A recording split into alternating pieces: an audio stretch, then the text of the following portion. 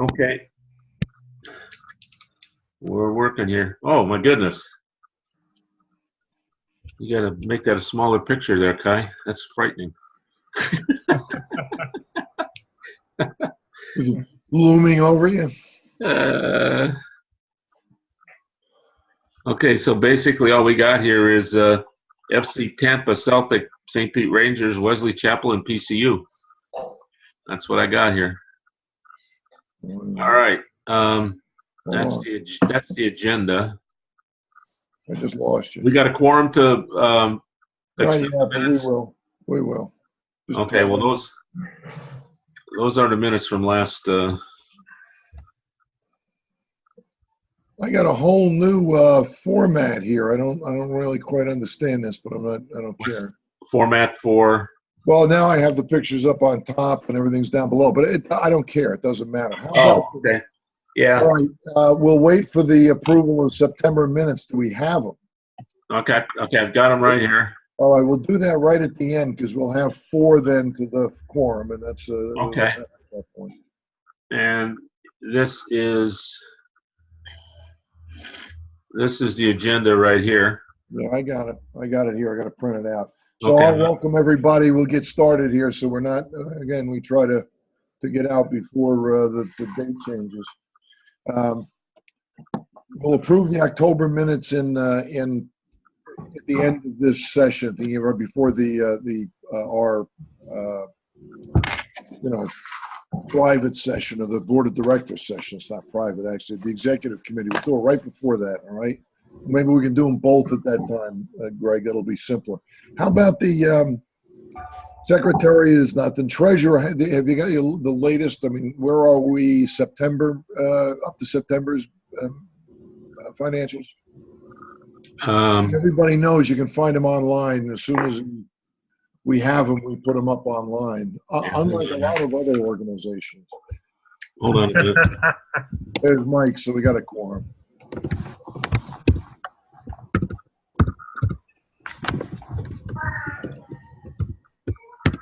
But this isn't just for everybody. This isn't the time of the year when we're really getting close to cash flow rises. After the first.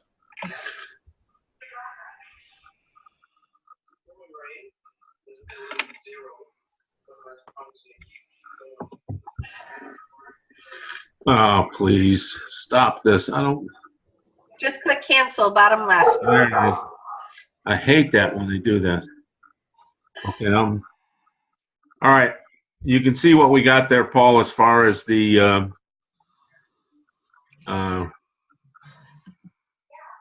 working balance and the savings and what have you. I can learn to understand you much better if I can get some. These accounts, let me ask you something. The bank balance, what's the date on the balances? They're real time. Okay, so that's October 31st, probably closed. Yeah. The 8,000 is that working account where we keep only enough to pay our bills in, so it doesn't get right. Correct. We pay we take income into the bottom account. Okay. And we pay out of the middle account. Yeah. So the bottom account is really what you're taking things from. The 118 is what we've got left essentially for as far as cash flow right now. Correct. All right. And that should, we're already 3 months in now. July, August, September, October. Or maybe 4 months in. And we've got a lot of expenses. Now is when we're going to run up most of our referee expenses. And so there's more. All right, good. All right. Anybody have any questions about that at this point? I know we have a P&L. I'm not going to ask for it tonight, but then maybe next month we'll shoot it. We're going to have a meeting. No problem. Or even the first of the year. So at that point, going into the first of the year, we'll have a stronger feel for where we're at. Although I know we've got with 118 in there, we've got our cash flow strong right now. We're not in any danger of running out of funds now. The college showcase that's not all taken out of there yet. Nothing's taken out of there yet. Okay, how about Renee's whole that whole thing? That's not Just out of there just either. just the first seminar Yeah, just the down payment. and the first seminar. That wouldn't be in there yet though, because that happened in November. So this is October 31st. So Okay. Well, all right. you know, well, that's not a lot. I mean, what's the biggest expense we got this time of year? It's referees, right? Well, it's but it's The referee, a wash. the signers. But it's a wash. Oh, the assigners fees are the biggest. Yeah. Yeah, that's what I'm saying. I mean, this past for October, I think the assigners fee were close to $4,000. Yeah, I have to say, I noticed in our budget, our little club budget, that the additional ref fees are definitely impactful. Not crazy, but you can definitely see them in the cash flow. I hope it's helping get more referees in at this point. I don't see any benefit. I don't see anything like that at this point. And we're not doing anything with rest, but let's worry about that later. That's you can take that off unless anybody's got a question about our financial status right now. But I'd say after the first of the year, let's get a real tight P&L and take a look at where we are in the budget, so we've got the next 6 months covered at least, which I'm sure we will. I'm trying to figure out where the. Oh, here we go. All right. Anything from the Mike or Steve's not on? Alan's not on? No, nothing from me. All right. President's report. The only thing I really have to report, and that's going to be down further. We had a seminar with Renee, the first one, and as we get to that in old business, I'll just have a couple short comments. All right. Next, reminder for all you guys out there, for the 4 or 5 of you that are here, and Greg, you want to go through this. This is just a reminder again to do the paperwork to get the suspensions in, and a reiteration of the game changes. We're always fighting that. Nobody seems to either get those the red card things in. We get some in, but you really got to take some time to get those kids off of that suspension list. And number 2, Paul, excuse me, I added that about the red cards. If everyone will just take a little bit of time and look at the list on the USA website, it is quite long, and I suspect that it's not accurate because they haven't submitted proof. yeah, and that's a chronic problem. Sure, Yeah. I don't know what we still got to rely on them to do that. I don't know if there's an automatic way that we can possibly. Well, I mean, the red line is through the player's name, so that should be a reminder to them. You'd think, But of course, in the older age, for some reason, if they're not playing in the older age group, Sherry, that's one reason why they're not up to date, because no one's Right. talking about. But there'll be a ton of them, and then they won't have the information. right, exactly. So that's why I added that. And then the thing about the game changes, you're right. I mean, every Mhm. Friday, I'm dealing with between 6 to 12 late requests, like Friday afternoon, and it's an emergency kind of thing. And, it's just people just are not understanding the rules. No, and it really is. Every single one of them probably is an emergency, and it goes back to the old saying about your lack of preparation doesn't make my emergency. And it sounds kind of cold-blooded because we see it every week. It's just for the individual doing it out there, the few that I get it. I mean, I really get it. You've done something, or someone's done something, and they haven't been looking, and now they're panic-stricken. But you can't live in a system with 3,500 games and have be changing things. It just creates a lot of confusion, unfortunately. You can't have it. You I can't mean, manage it. look, until we start saying no, they're Right. gonna keep doing it. But Well, even when I say no, they go behind and they go call this one and call that one, and all of a sudden they think they're changing it. Yeah, but Sherry, I should stay no, and all the time. Look, it's because the reality of the situation is that if we don't start controlling this, then what is 6 to 12 is going to be 20 to 40. Right. No, I absolutely agree. But when I say no, I've had like irate coaches. I had one call one of our assigners and he convinced him to change the game anyway. Like just a lot of crazy stuff this season that we need to kind of just remind everyone to get a handle on, I think. And reiterate, I mean, have Greg go back to the assigners and tell them, look, if we don't have a system, we're screwed because it just Right. it'll bury us.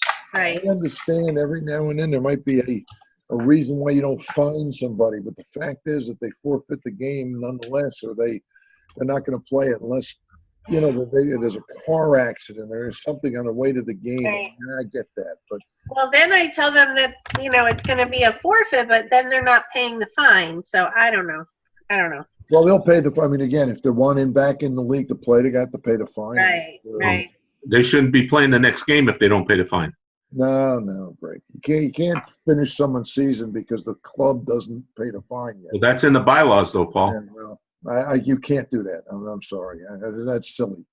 Because you start that and you'll have 45 games not played because they're not getting back to the club. The club then has to get to you. You have to get to the club. With FC Tampa, I haven't seen, Coco hasn't seen any that I know of. I mean, maybe tonight he'll tell me, but I saw him Saturday. We know we owe for George missing the game, but we didn't see it. There was nothing from them to us. Well, because they're supposed to go online, fill out the form, pay the fine. Oh, okay. So, but how do they know they have a fine, Sherry? That's my point. How does George know he's got a fine? Because I told him, but he disagreed and argued with me for. No, but tell him it's over. He called me and I said, George, you can protest it that the SAT changed. I get it. I understand Irma came through, and we're going to check those dates. But I understand Irma came through, and the SATs got switched, and the kids knew, but nobody else knew. We didn't know. And that's okay. Except you forfeited the game. We already planned on paying the referees because the game was forfeited. Now, the interesting thing, Greg, because I found the refs, not that we should be going into it, but that particular thing, those refs did not show up. Not a one of them. Now, we're still going to pay them, and we're still obligated to pay them. I got it. But I'm amazed. The whole point of it was they show up, they declare the game. You know, no one shows up. They declare the game. Now, I don't know if they need to show up, but none of them. Well, that's because we canceled that one ahead of time. VARs or anybody didn't show up. So, again, we could have paid him. My point is, Sherry, we could have paid him right then. We were set to pay him. The money was there for them to be paid. Right. But they didn't show up. So in certain cases, Greg, you can't pull. In other words, if these guys don't get the next game, Sherry it'll be more work, I think, to start canceling matches the next week for people who haven't paid.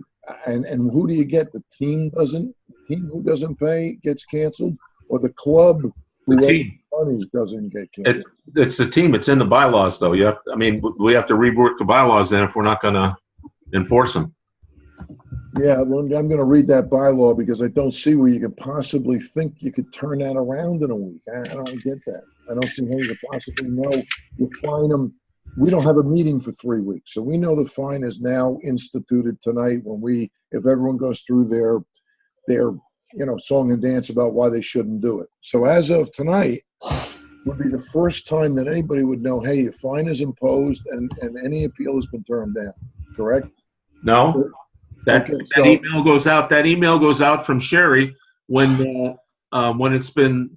But they want to appeal it, Greg. If they appeal it, and then we say, hey, they can't appeal anything. They haven't paid anything yet. So they want to appeal the action. I'm saying, are they going to appeal the thing? Are we going to fine them first? You fine them first, then they can appeal it. It's a protest. Yeah, and then we refund it. I can't see. Hey, Sherry, how many games would you be canceling a week if they don't pay that fine by that Saturday?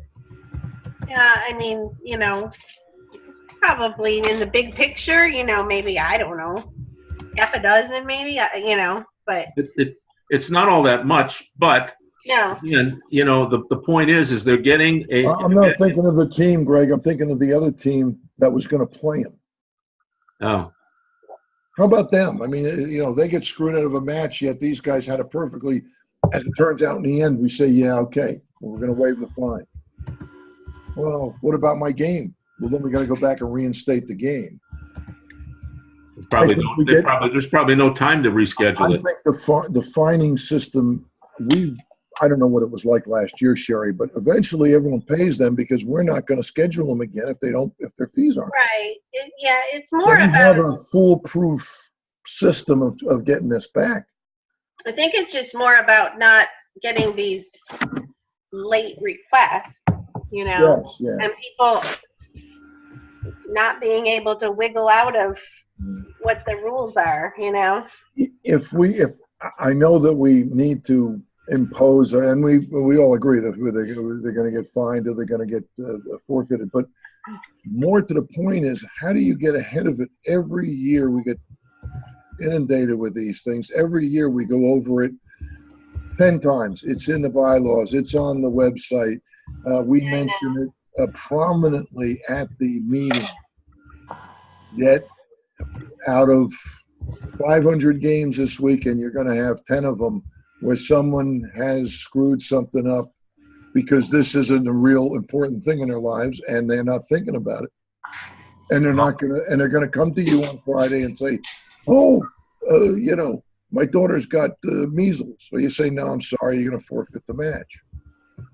Well, again, an emergency, a screw up on their part is not an emergency on ours. Not necessarily. Honestly, to be honest, what I'm seeing is most of these late things are because they don't have enough players. Mm-hmm.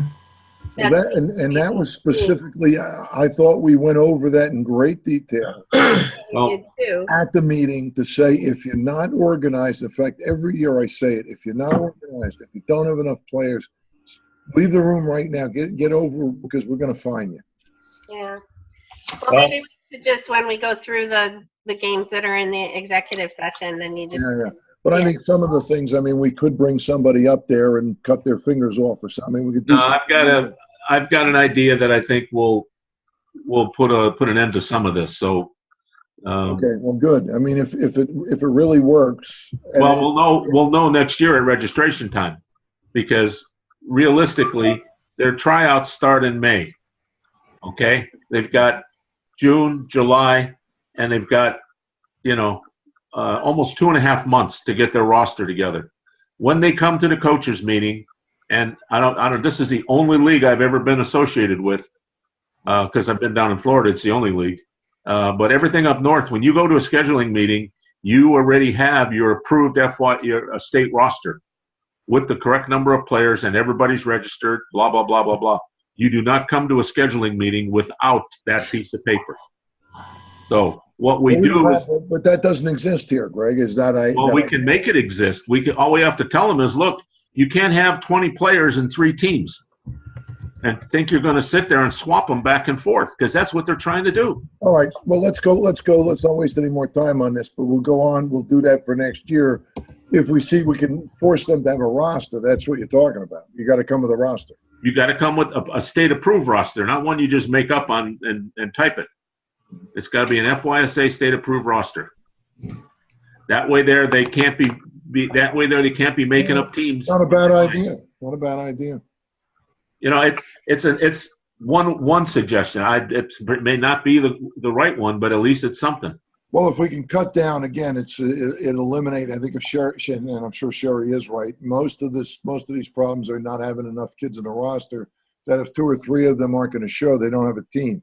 Well, either you come and play with the ones you got if it's an illegal amount, or you forfeit the match. And it's unfortunate that the other team gets screwed in this. Agreed. No argument. No argument there. All right. Well, let's keep going. But that's good. It's a good idea. Let's get back to that, Greg, because that's something we can try, that might eliminate some of them. I know these coaches come with 3 teams and only 10 players to the meeting.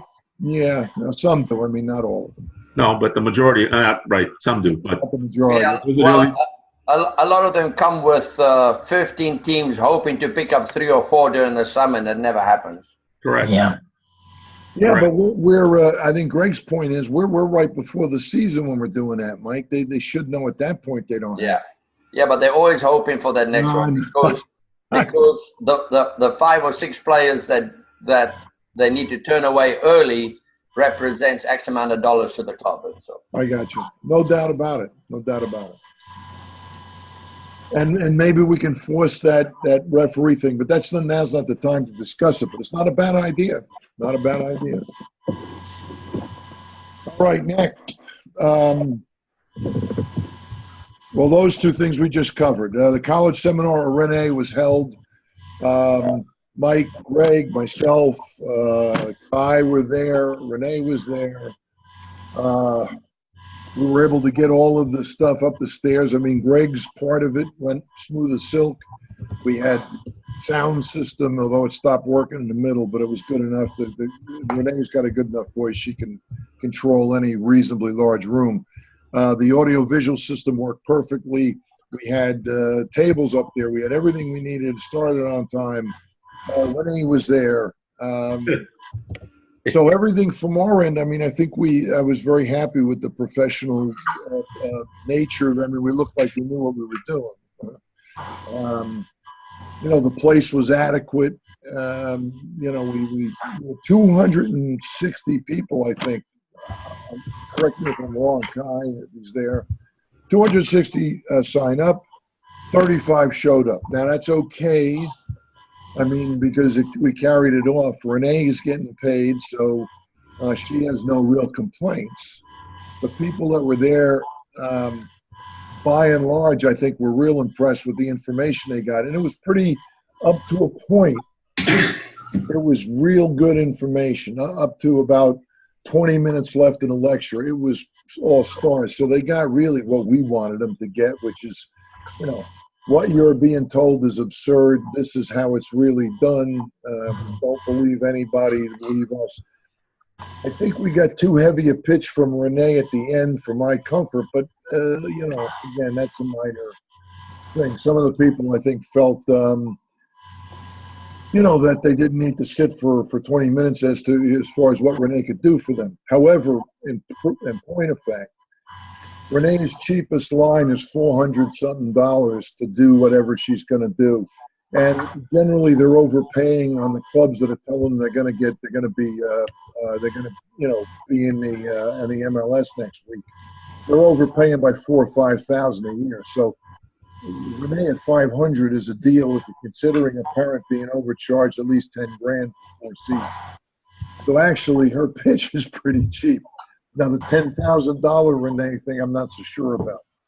But nobody signed up. I don't think anybody felt intimidated, Greg. Nobody really bit for I think one person talked to her afterwards. So I didn't like that as much as I wasn't ready for it, maybe. Huh? You were there. Well, I've seen 2 of them already. Yeah, but we didn't get that pitch at the 2 we saw. No, but we didn't get the last 20 minutes. I know, but I knew it was coming. I did too. I just didn't know how bad it was going to be. Yeah, I didn't know how bad it was going to be either because she kind of beat the drum. Well, it was acceptable, but it's not my favorite thing, and I'm not really worried about that. It's what she's proposing can save guys probably $10,000.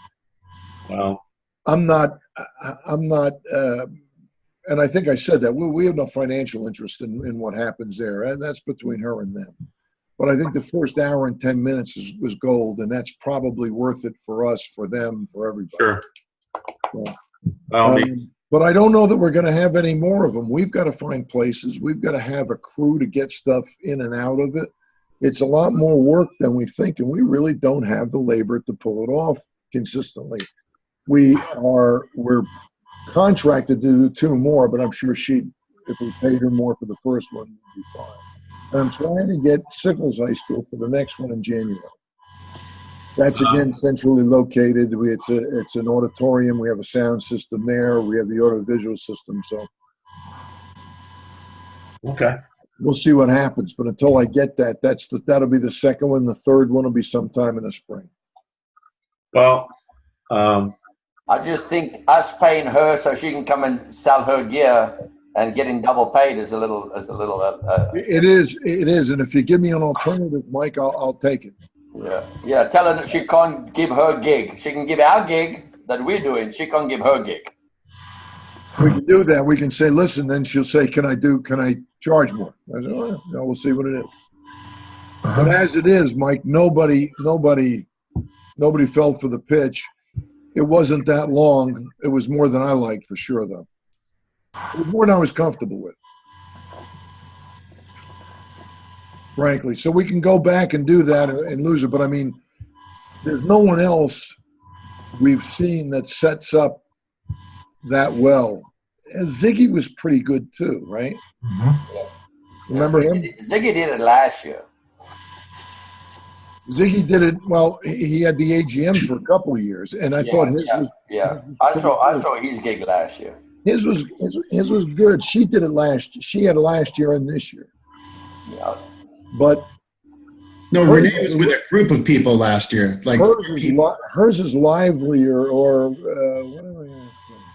Hers is more of a professional shtick than Ziggy's. I thought Ziggy's information was just as good. What do you think? Yeah, I thought have you seen was good. It was good. I mean, have you seen Ziggy's thing, shtick guy? Yeah, I think it was good. Yeah. Yep. And I thought it was pretty good. What did you think of it? It's just pretty much the same thing, just different delivery. Yeah. Her delivery, I mean, she's definitely more active and's got more. She didn't even look at notes, man. That chick is she's more TBU while Ziggy is more Pinellas Park United. Yeah, but I mean, she's good at what she does. She's not anything she has to say doesn't do any of those big teams any good, right?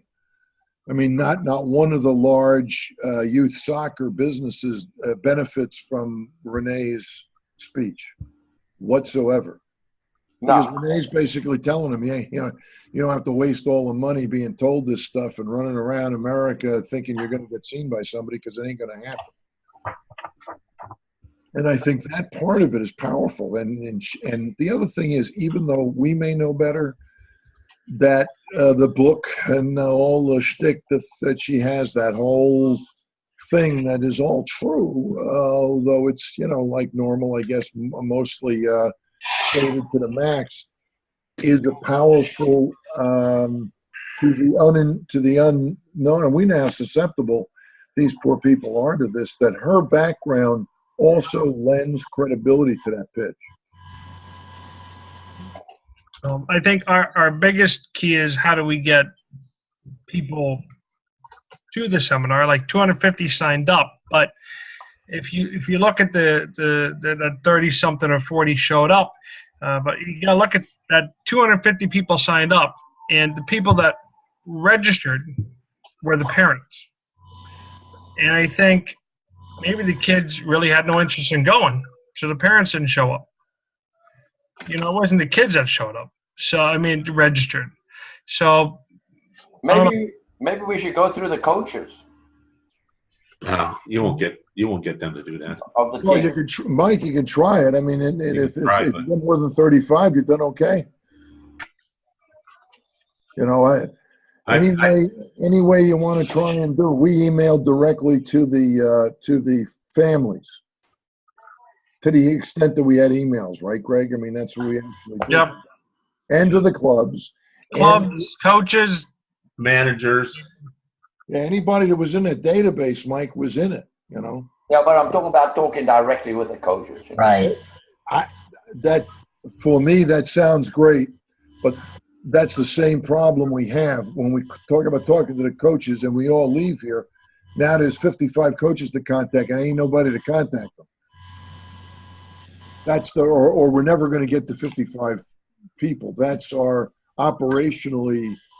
Didn't we? I think we did, though. We email blasted all the coaches. No, but Mike's talking about, I see you're going to get to the coach and say, look, this is good for you. This is a good thing. You got to pitch that coach, but you don't have the time and intensity that takes to do it. We do not have, we don't have the type of clerical help available extra for the hours that it takes to run those guys down and then give them the pitch. Gotcha. The part that bothers Paul, the part that bothers me is we've got over 170 kids signed up for the showcase. I'm worried none of them are going to show.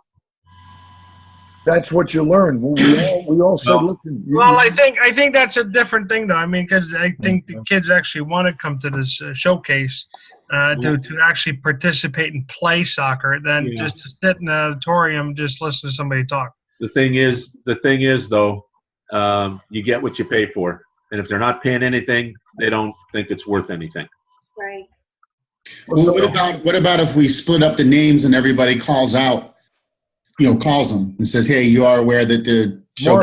Mark, if we did that, that would be good.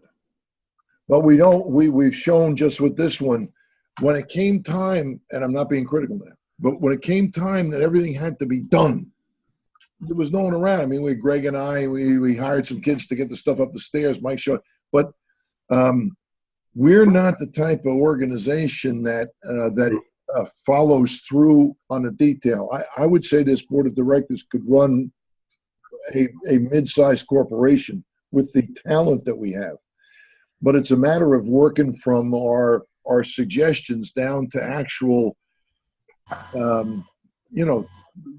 the actual grassroots thing, and that's where we find we're having problems. This was a good lesson to us that we've wanted to do this college showcase. We hired somebody we felt was competent, and she was. We got a place. We were able to get people to sign up. But the show up was bad. It's a great lesson, and that's now we go back and say, how do we do it? Do we go to the coaches, which is Mike's suggestion, which is a great idea anyway, even if we continue doing what we're doing.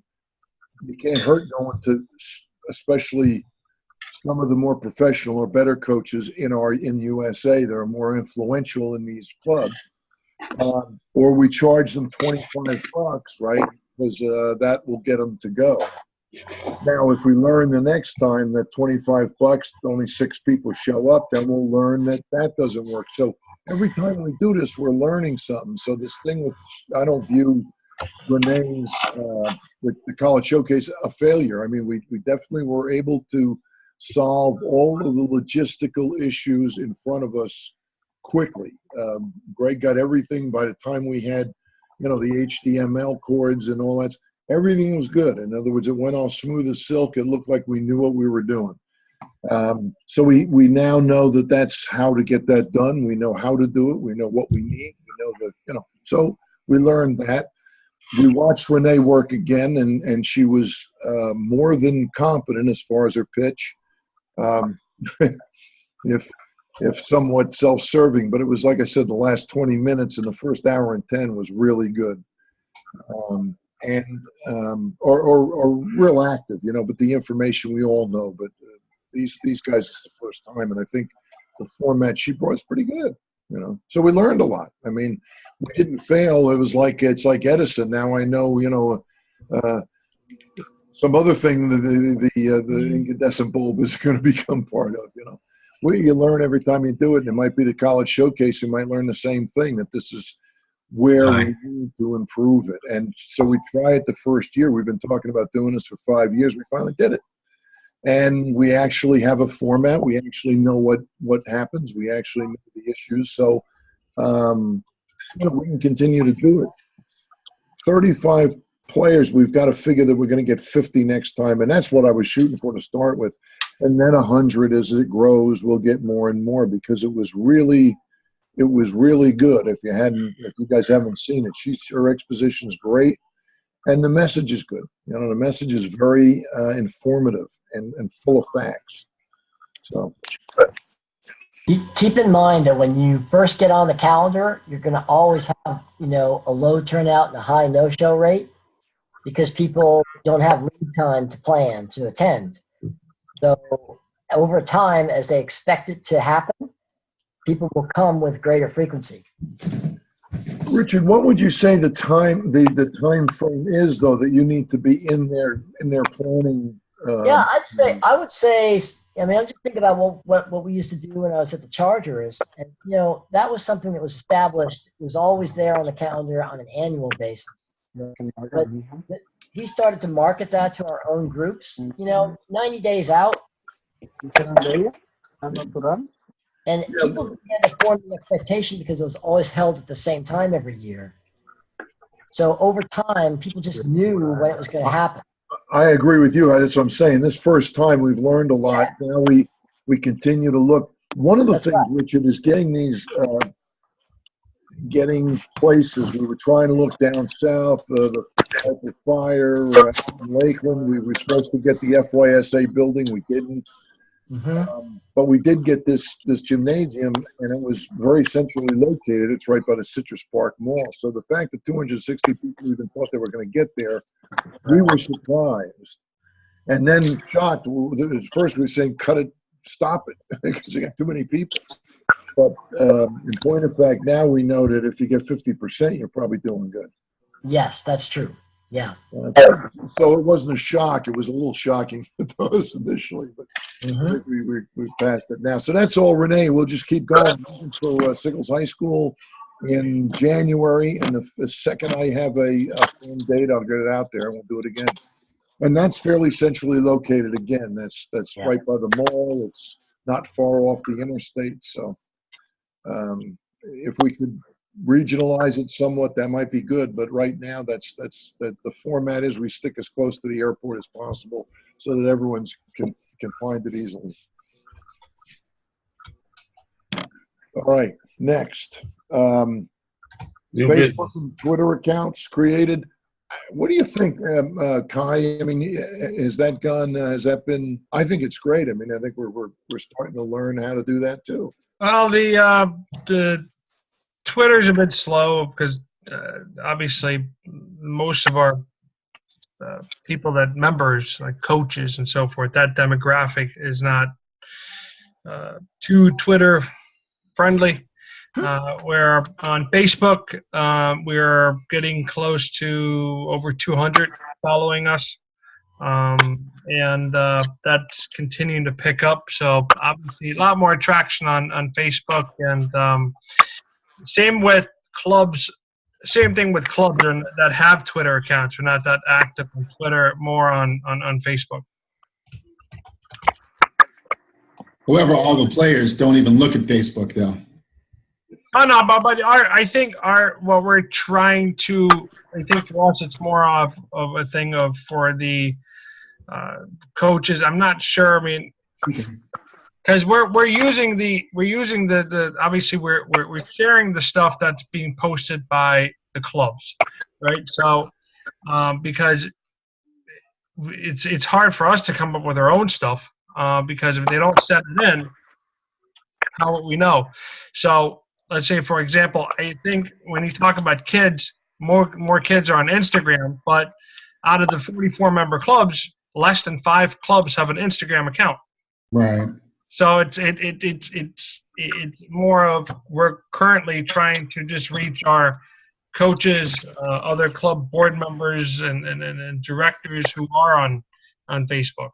If we want to go after the kids, we'd have to create Instagram, but we're going to have to come up with our own constant content, which is the difficult part. Right. So, but well, and the other thing is it's a start. In other words, that's all of these 4 things we talked about: the Twitter, the Facebook, the lecture, the showcase are all the beginning of what you get better at 5 years from now or 10 years from now. If everything's still the same, they should have grown and probably be good organs for what we're trying to do, But you got to start somewhere, and that's where we're starting. So at least we got that, all the things we talked about starting, we're getting 50% of them done anyway, maybe more. Actually, Mike has had the travels to Europe, and we've had the scholarships. So it's all of that stuff has worked a little bit. We just continue at it. I don't think it's altogether bad. I know you're not happy with a gangbuster result, but you're not going to get them right away anyway. I don't know any business that works that way. So that's it. College Showcase. What's up, Greg? We're still, did those guys come back and finally give the date certain? Okay. We got a bit of a snag. Nothing, some dollars can't cure. I just got the contract back from Eckerd College. Okay. We do have use of the play turf field and the covered area right next to the stadium there. That's no problem. But the coach relayed the information to me incorrectly. When I first inquired, he says, "Well, yeah, it's nothing. It's like $200." What he didn't understand is that it was a $200 discount for 501c3 organizations. So instead of 200, it's now 600. It's usually a 8-something fee, and they take the money off. It's now 600. Once you get to the business manager, then you get the X's and O's and all the I's and dotted and T's crossed, you know. And what does the coach know about, renting the field out, I guess? I don't know. You would think he would know, because they had other things there. So that's what we're looking at for that. Yeah, that's cool. But I mean, that's the only. That's the only bump in the road right now. We've got to vet a couple hundred, and the problem is, Paul, it's going to take some time because some of these places like Minnesota, Plant City, and a couple others, I've got 5 players down named Michael with no email address. Cool. I'm serious, and I called them and I says, "What is it?" He says, "Well, they don't have computers, they don't have emails." Right. I says, and I understand that. I says, "Well, how am I supposed to? I have to contact you? I need to know the kid's full name, their pass ID number. I need all of that information." How did they send the registration to you? Well, it was through the club's manager, the team's manager. That's why I have one name for 5 entries on the database. And one player pass. Sorry? Nothing. Yeah, well, I guess that is what it is too, but it's going to take me a whole hell of a lot longer than a day or two to vet all these things, because there's a lot of information missing, not just an email ID, but I'm missing pass numbers for half the players. I don't know what, I don't know if they can't read or what. The man who put them in, I don't know if they can't read. This is what the fields are there to put the information in. So, but we'll work through it. I'll work through it. We should be okay. What I do need, though, Mark. Yes.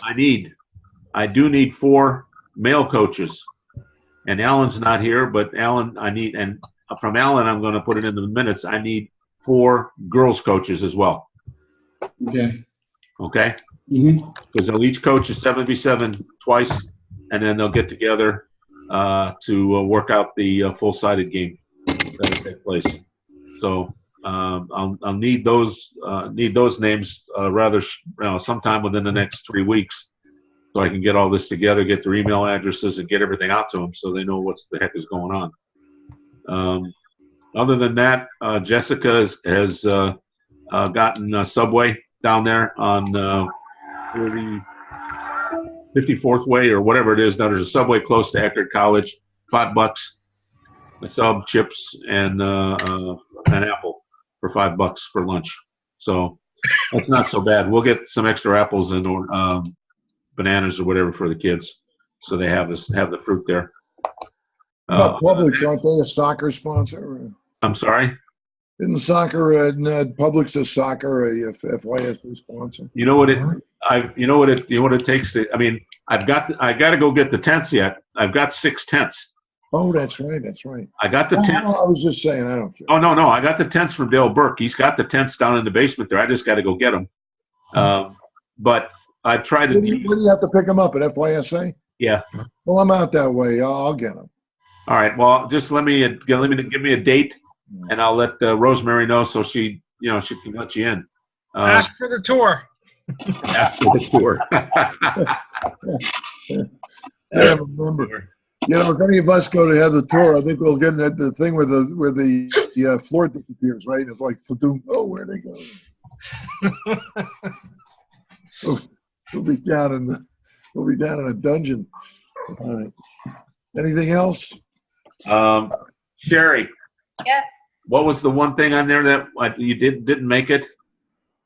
Oh, yeah. I need approval, and pretty much we got in a quorum here now. Starting December 1st, below the bridge, okay, I'm going to have 2 assigners. I talked with Tony Mile. He's okay, and Annette's obviously gone. So, and she's being replaced in some of the clubs down there as well. But You want to explain that to everybody a little more? yeah, what's been happening is we've had assigners down there. Tony Mile lives someplace in Spring Hill or way up north, and he's trying to assign games down below the bridge, Bradenton down to Northport. And it's very difficult for him to grow the numbers of referees when he does not have any hands-on because he's so far away. He doesn't know that he assigned, no offense to anybody here, please, but he assigned a grossly out-of-shape female to an under-17 boys game. She never left the center circle. He ended in a fight, one of them that we had there. And it was just ridiculous. And Tony doesn't even know who she is. He just knows that she's been whistling games for 10 years, 15 years, and she must be good. I don't think he's ever met her. So what I want is what we need is we need hands-on in those areas down there so that they can grow the referee base. Phil Kuhasik down in Sarasota, I believe, is doing a great job there. He's increased the youth ranks by roughly 25-30% over the past year. And he's actually getting out doing field sessions with them as well. He's all about, promoting the game to the referees and, what have you. So there's one guy there that's going to take from Bradenton down to Northport. He will cover that area. Barry Finkelstein is going to take from below the bridge, Minnesota, Manatee, Bradenton, those teams, and he will assign centers for those on our behalf. And Phil, on our behalf, will do the other half down there. They're in the area. They're local. They want to get involved. And I don't see any reason why we can't go that way with that. Oh, and the other thing is that I think Mark, your guy down there was, been in the game a long time, was the one that really, I guess, sent us an email and said, hey, we got to do something down here. We need some help. And that was Brandon. Yeah, so Brandon, and he, you can't argue with him about that, Mark. If he's right on the spot, Brandon's not a guy to make stuff up or bitch and moan about stuff that's not a pain in the ass. So we're going to rectify it. And I think Greg ran this past Brandon also, see if this was good, because you guys are a big part of being part down there. So, I mean, if you're not happy, then that's, no good for anybody. And in the assigning part of it, you need to be happy. Right. Yeah, I met with Barry down there when my grandson had a game down there, and Barry seems pretty cool. He's passionate about the game, and he wants to be involved. So he seems like a very trustworthy guy, and then we can that can help us out. So anybody that can help make it better, I think is good. So you want to make Mark? You want to make I don't even think we need to make. This is not a decision.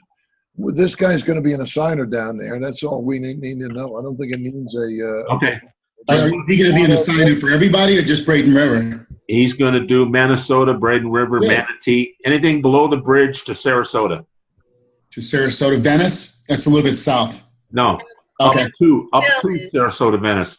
Phil Kuhasik's going to do Venice, Sarasota, Northport, those Englewood. Is that Englewood that's down there? Englewood, yeah. Yeah, he's going to do that. He's going to do those. Barry's not going to do those. He's just going to take care of basically Manatee County, maybe. How's that sound? So that's Braden River and who? Minnesota? And Minnesota, right.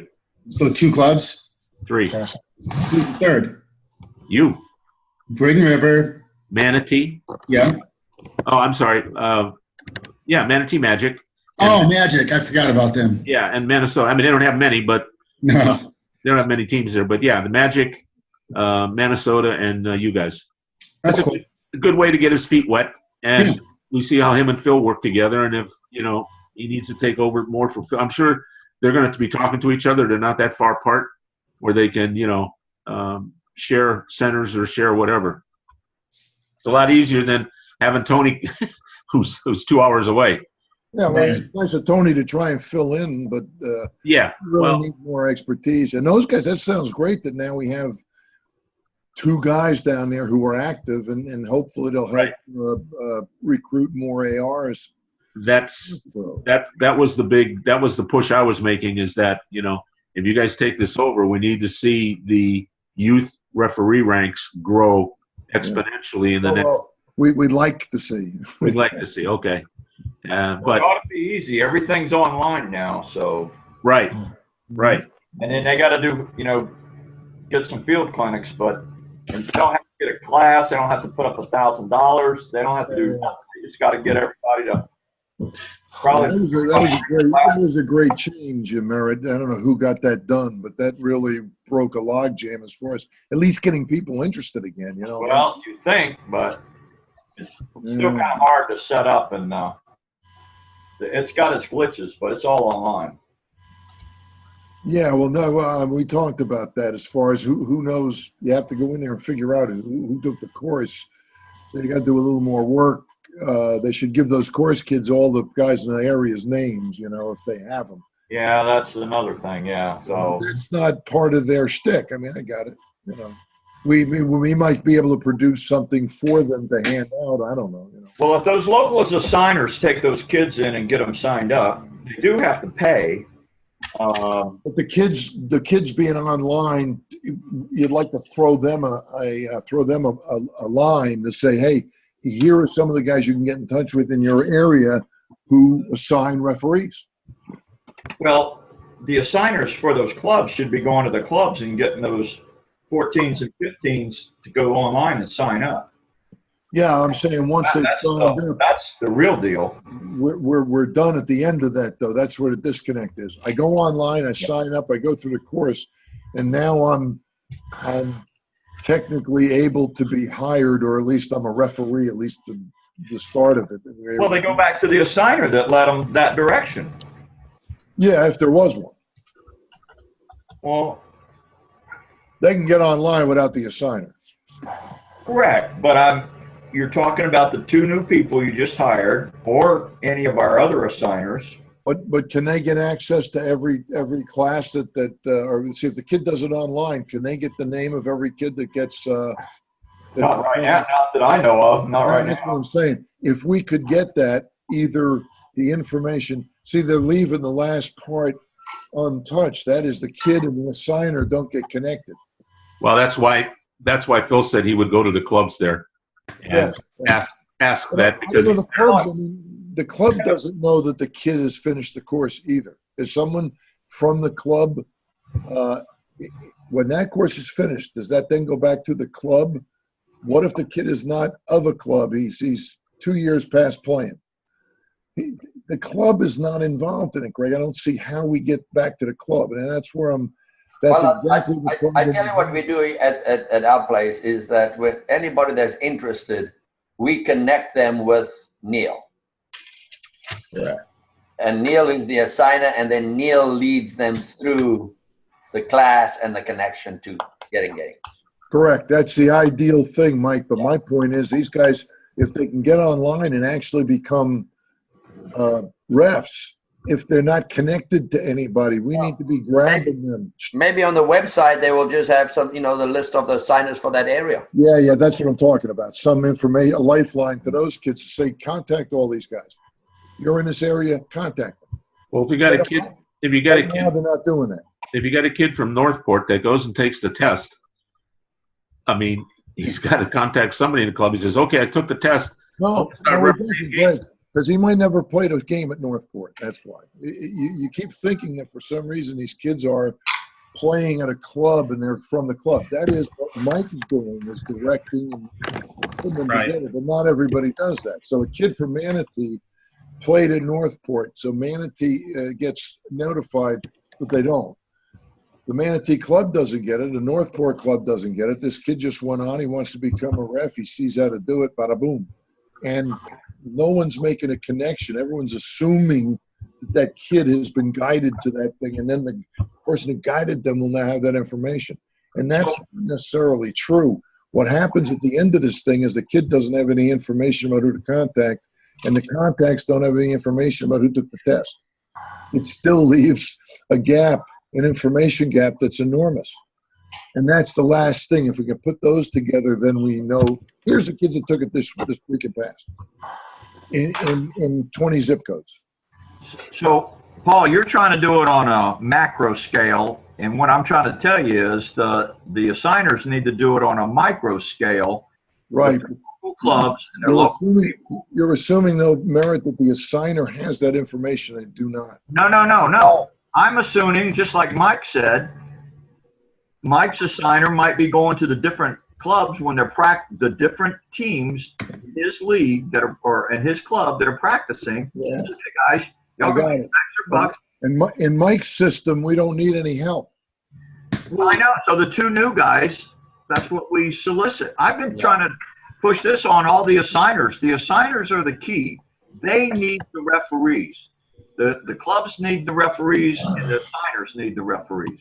Yeah, and I think it's simply the assigner reaching out to the clubs and saying, look, you know, I mean, I'm the contact for the referees in this area. We'd like to do it. We need your help. You know what I mean? Can you send out, because all I do is I send out information on how to become a referee, and with Neil's information, Right. and Neil it just takes it from this. But I send it out to all my high school kids, so they all have the information on if they want a referee, you know, what financial rewards are there first, and then Neil is the person to contact. So, and that's kind of what I'm saying. That's an ideal. That's a great system. Ideal. Yeah, but so we can do what we can do. We can't control what FSR puts on their website and what they disseminate, if anything, to anybody. So if, you know, like Mike That's does, encourage them to recruit at the clubs. Yeah. And then FSR need, in my opinion, FSR can help this process by just putting together the next little lub, which is, these are the people that passed the test this week. See, and that's what we don't know. That's what all the assigners don't necessarily know. They may know the kids that they shepherded in there. Yeah, Mike's system's perfect, but Mike's miles ahead of many. Yeah, but Paul, I think that if FSR would just list the assigners in the different areas, that would help. I got you. Either way. But we don't get either right now, Mike. Yeah. And it's not deadly, but I'm saying that would be the last little link. The assigners can't get the names. Yeah. From FSR? Yeah, they have a hard time. Ask Dave Peterson. No, that's what I'm saying. That's my point. Ask those guys. They can't get the names. I know. That's what I mean. That's my point. Well, but that's okay. We're further along than we were. I mean, we're 70% there, Merritt. Now we get FSR, maybe in the next AGM, we find a way that FSR and FYSO starts paying attention to this issue 100%, because it's probably the third or second biggest issue that we have. And as a league, it is, yeah. As a youth soccer organization, right? And FYSA, to my knowledge, the AGM has never even had they should have an in-service. They should have had a open, lecture series with four guys, with you, DeTilio, two other guys, saying, what's the problem? What are we doing about it? How do we solve this? With the different leagues saying, here's what I did, here's what we tried, here's what we tried. We don't have any of that type of information flowing. Now, we did it with the guys we know from Central Florida and Brevard. We talked to them about how they're doing with it. But that's all informal. I'm saying that these guys can put one together and everybody starts saying, here's our problem and here's how we're trying to solve it. Then we get ideas or we get a database. FSU all of a sudden knows, oh, geez, if we do this, we can help too. And it's got to come from FY. The leadership on that needs to come, in my opinion, from FYSA. It doesn't, but I mean, it should. Yeah. Are we in the executive session or? No, not yet. No, we need approval of the October minutes. Oh, I'll make a motion to approve the minutes from last. October. Second. All in favor? Have we got them up there yet? Yeah. Aye. Well, we'll approve them when we see them. All right, let's go. Protest appeals, well, we don't know that. Hearing. Old business, we already hit the college showcase and the seminars. We have 1, 2, 3, 4, 5, 6. We got about 8 or 9 things. Sherry, you want to lead us in on this? Game 432. Okay. Or whatever you got first. Okay. Give me 1 second. I just have to get out of Greg's screen and get into my screen. What's that? For some reason, I'm not able to get back to my screen. Give me 1 second here.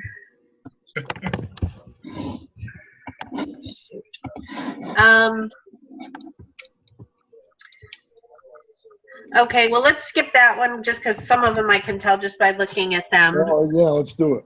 And I think I have to grab my charger too. Start crossing them off. Okay, so game number 1708. This one, no, I really do need to get to my screen. Hold on, I'm sorry. You want me to log off of the game reports one? I can't get to my screen either. It's weird. Right? Okay, I thought it was just me being No, silly. I see like a green background and it's not mine. Yeah. Run your cursor down to the bottom of the page. Does that help? No, it says 12 participants. Share screen.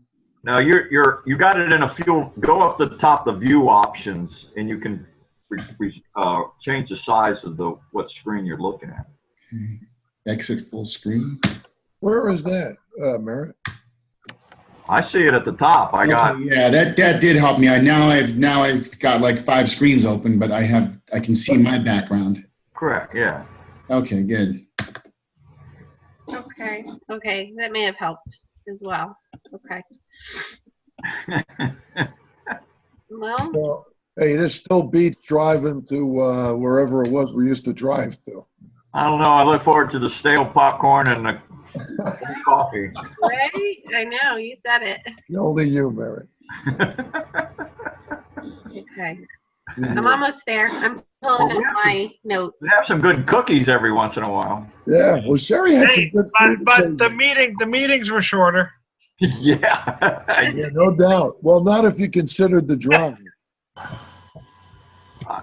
don't know. I'd take in the driving time. You all I have to say to you, Mary. Yeah, we're gonna have a clock. When Paul starts, we're gonna hit a clock. We're gonna have a clock.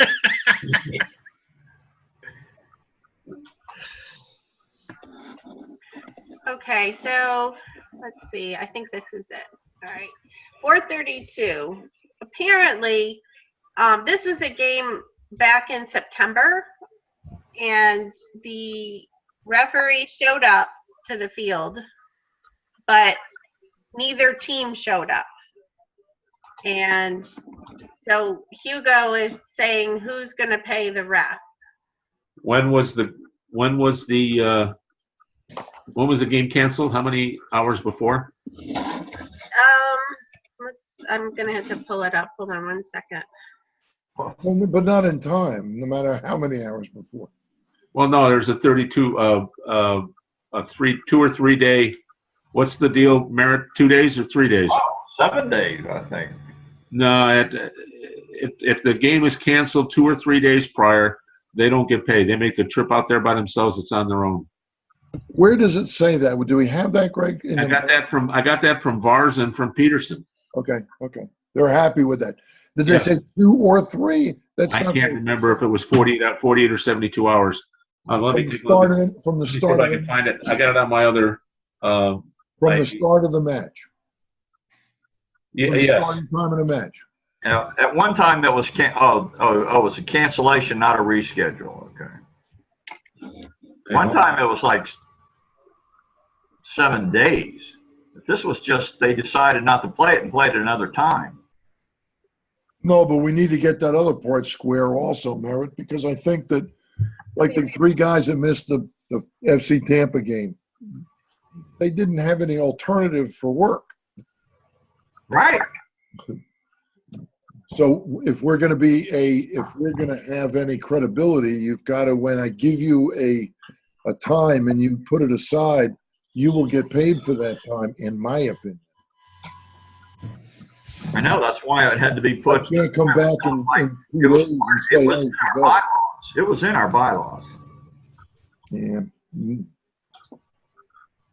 That's, an open question, and we need to solve it. Is how long ahead do we pay? I had asked that, I think, 2 meetings ago, and I got a reply back. I got to find it. Yeah, but I thought that was short. From Jim and Peterson, I thought that was real short myself. I'm fine with it, but it doesn't seem fair. We don't do this very often to referees, but if we're going to have any credibility with them, once you commit to a match, and but if they get enough time for cancellation or reschedule, they shouldn't get. Well, they cannot show up, Mike. But as far as finding another gig, wouldn't you? No, because I don't see that. I don't see that being fair to the game. Can I just add? I think this situation was that we didn't know the game was canceled, but somehow the 2 teams knew it was canceled. Yeah, well, this one's simple, Sherry. We just drifted into the next. The kind of more difficult topic is how long ahead do we pay refs? Right. No, Mike says 48 hours is fine. If the refs are fine with that, I don't care. All right, I send you an email. Yeah, okay. A while back. I saw it. It was like 2 or 3 days. It was a 2 or 3. Right, and it's. I'm looking at it right now. Hold on. But even that, I question that. I have no problem with it. I don't know where they got that number from. That's right. And I'll take it as given from 2 experts, from 2 guys who've been doing it a long time, and who manage a bunch of referees. So I'm going to assume that both Jim and Peterson both are excellent sources. We put in our those rules or those guidelines that we posted on the website is that if the referees arrive for the match and is not played for any reason, for example, teams don't show, etc., the refs receive 1/2 pay. Mm-hmm.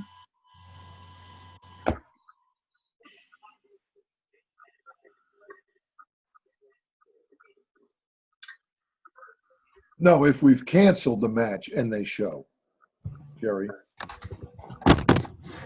That's if we cancel a match, but how far ahead do we cancel it is the question. If we cancel it 2 days ahead. We didn't cancel this one. That's no, my but point. I'm saying, and we've gone beyond that, beyond this question. These guys, 432, we didn't know the game was canceled, so they're going to pay for the refs, correct? They should. They absolutely should. And I don't know about a double forfeit. What do you do with the match? All right, here you go. If a match is canceled and the referees are notified before they leave for the match from home or from another venue, the refs do not get paid for the match. And as long as here's the deal, it's not 2 or 3 days, it's 2 or 3 hours. Okay? If the refs are contacted 3 hours before the match. But they weren't contacted.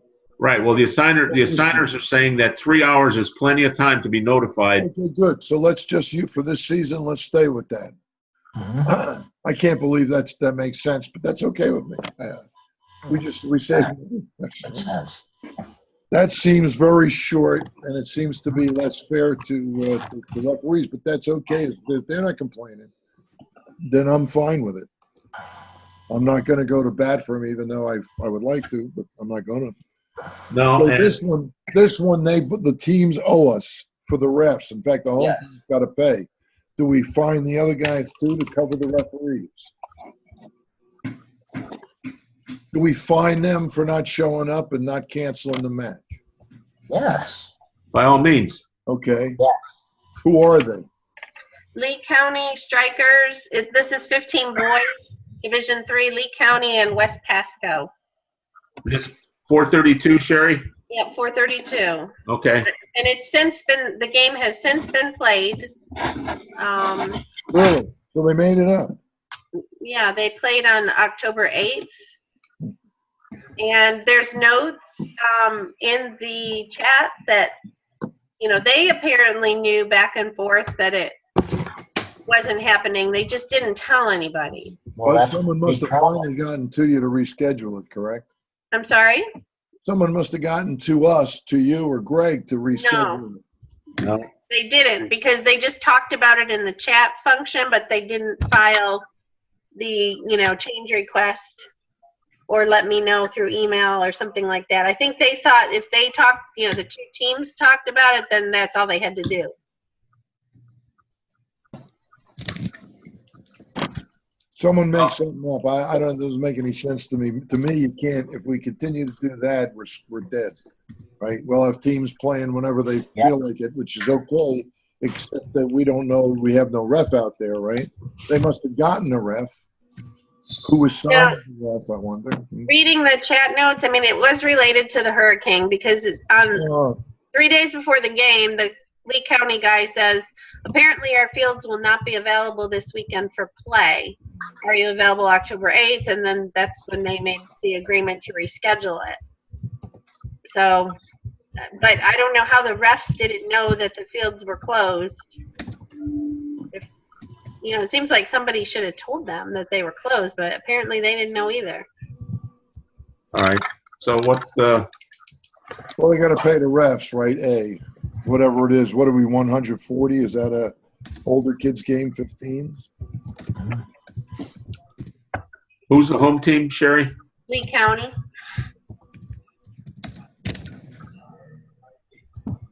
$15 boys. Yes.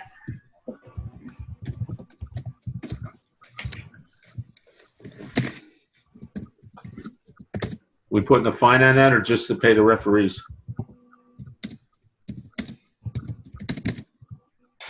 This is close to this Wilma thing. Some degree there was a lot of confusion in those days. I'd certainly get the ref fees. So who pays them? Lee County? They should split it, I guess. Yeah, I think so too, Mike.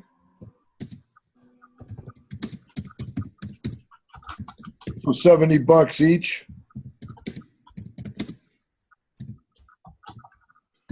And if someone can get to them, Greg maybe, or Sherry, I don't know, and say, look, you can't, we understand it's tight, but you got to do it through our portal.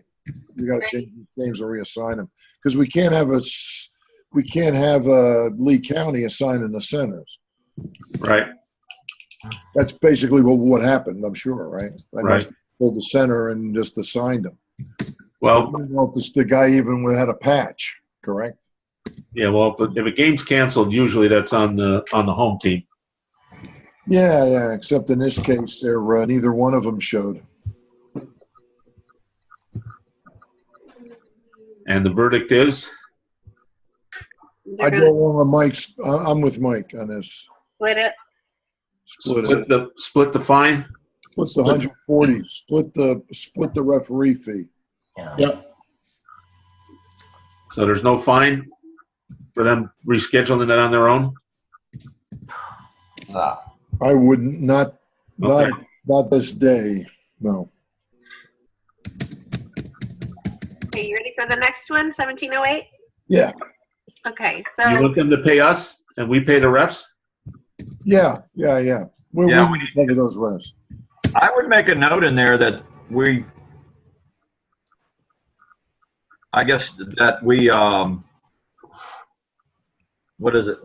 We didn't charge them the fine, but they we waived the fine, but Right. they were subject and will to acts of God and the hurricane or whatever. Yeah. But in the future, they need to push it through the portal, our portal.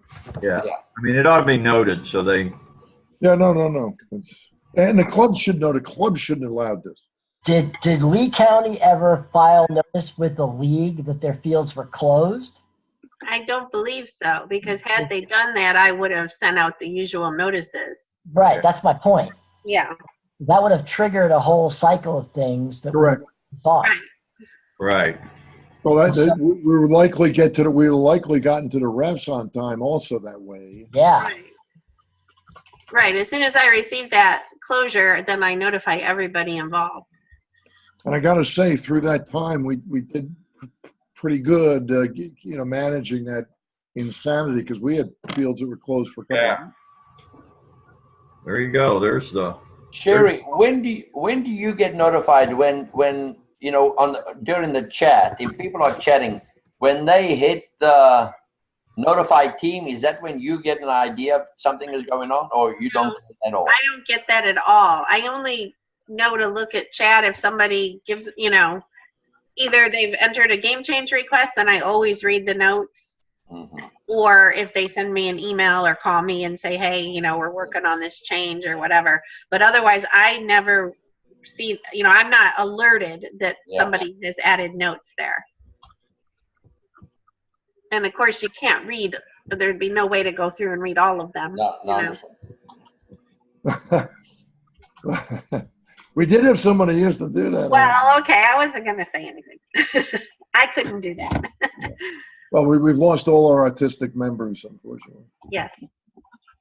Okay, so the next one, 1708. This is from First Hernando, U12 girls. They were scheduled to play FC Tampa South Tampa Rangers.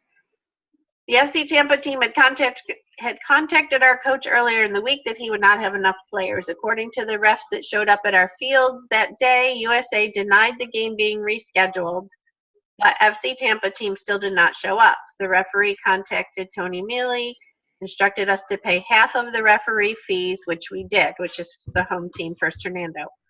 Can you tell us what happens when a team does not show up? Do we get the win? Do we get our referee fee back? I certainly get a forfeit, correct? Yeah, and they should get their referee fees back. They should, and there should be a fine for South Tampa. That's right. Well, yeah. Then they should pay the referee fees at the very minimum. Yeah. At the minimum. But and we have a fine in our system. We can Yeah, I think there's a fine and a referee's fee deal. Yep. The no-show. So is it $350? Even though they're going to say that they tried to reschedule it, but then I for whatever reason denied it. Well, because it was it was the day before. Yeah, it goes back to the same problem. Yep. No. I mean, I can look at the notes if you need me. No, it's $350. That includes the ref fees. Yeah. Yes. Yes. Correct. Well, yeah. Technically, Mike and I, of course, were voting for the fine, but technically, I'm telling everybody it's okay. If we recuse ourselves, nothing will happen to them. All right. Okay, so it's a $350 fine to who? FC Tampa. FC Tampa. South. Okay. Not the only one of the night, I think. I'm sorry, Greg. Can you tell me what the next Number 13? Number 13? 13. Oh, okay, this is the one with George. I remember that number. All right. So his situation, well, maybe you can. Coco was supposed to, I don't know, he's not on, but he was the one who was supposed to argue this. I'll tell you what it is, and I don't even know if the numbers make sense. The argument was that Irma, the SATs were canceled because of Irma. Is that true? The first game was. The original game was canceled because of the. No. The SATs were canceled because of Irma. Just the SATs.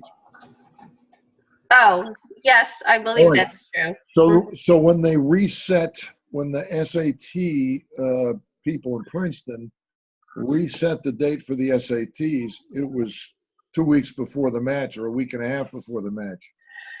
Nobody knows. According to George, the girls are saying, "Hey, we got SATs on this date. We can't. We got SATs." So George said, "No, the SAT was." I said it was canceled, and now the SATs are this weekend. I don't know if that's true. Okay, I'm just assuming that is true. I don't know if it's true. I went out to the SAT site. I didn't see anything, but it really wasn't. I didn't see anything, that active from SAT anyway. But that is the argument. So they got to pay they forfeited the match. The referees never showed up, but the FC Tampa was going to pay the referees if they got there. Now the question is, do we fine them? They forfeited. And I'm out. Mike and I are out both. We're recused. It was an under 18 game. So they forfeited the game, right? They forfeited the game. No refs showed up because they knew a couple days ahead they were going to forfeit. Well, it was Friday afternoon before that they forfeited, but. But somehow the refs found out. That's pretty good. Yeah, because George and I were on the phone all day on Friday. And so then as soon as he finally said he was going to forfeit, then I told everybody. Yeah, when he got in touch with me, I told him you got no choice. You don't have enough kids, you got to forfeit the match. You're going to get it rescheduled at this point. They'd like to play it. The other team would like to play it, given the SAT situation. But that's neither here nor there. The reason they have a problem is they're playing very late. They're playing this game past the normal season that we allow for them, although we allow the whole thing. But they're playing mighty late. There was only a weekend ago or two, right, Sherry? So the SATs shouldn't have been a question normally for these guys because they're not even playing at this point. November 4th was the date. Yeah, so the normal November 4th, no 18s are playing or scheduled. A few, but not the entire schedule. So the SATs become, who cares about the SATs? Well, these teams that rescheduled got hit with this SAT information way late. For whatever reason, I don't know that all of that's true. It is a bit unusual them playing that late, and it is a bit unusual for the SATs to cancel because of Irma. So you got a couple unusual events there that mitigate against the fine, according to George and Coco. Don't the SATs isn't there a test date just about every month for the SATs? There were 4 I saw in the SAT thing I saw through the first of the year. Okay. August 26th, October 7th, November something. So, yeah, 4 and 6 months. It's almost every month. Yeah, I mean, there's a test date in December too, no? I didn't look because it was beyond what I was worried about. I was really looking for the one around Irma. Irma was around 9/11, more or less. Now, whether it was the 26th that got canceled, I don't know. See, and then maybe it was the ACTs and George isn't getting the information right. That's entirely possible with Yikes. Right? That's my point. To go and do all the research for this would take you 2 hours, and it's one match, and it's unusual circumstance, but for sure they owe to referees. Question to fine them or not is up to you guys. That's the argument they made to me. Appeal it,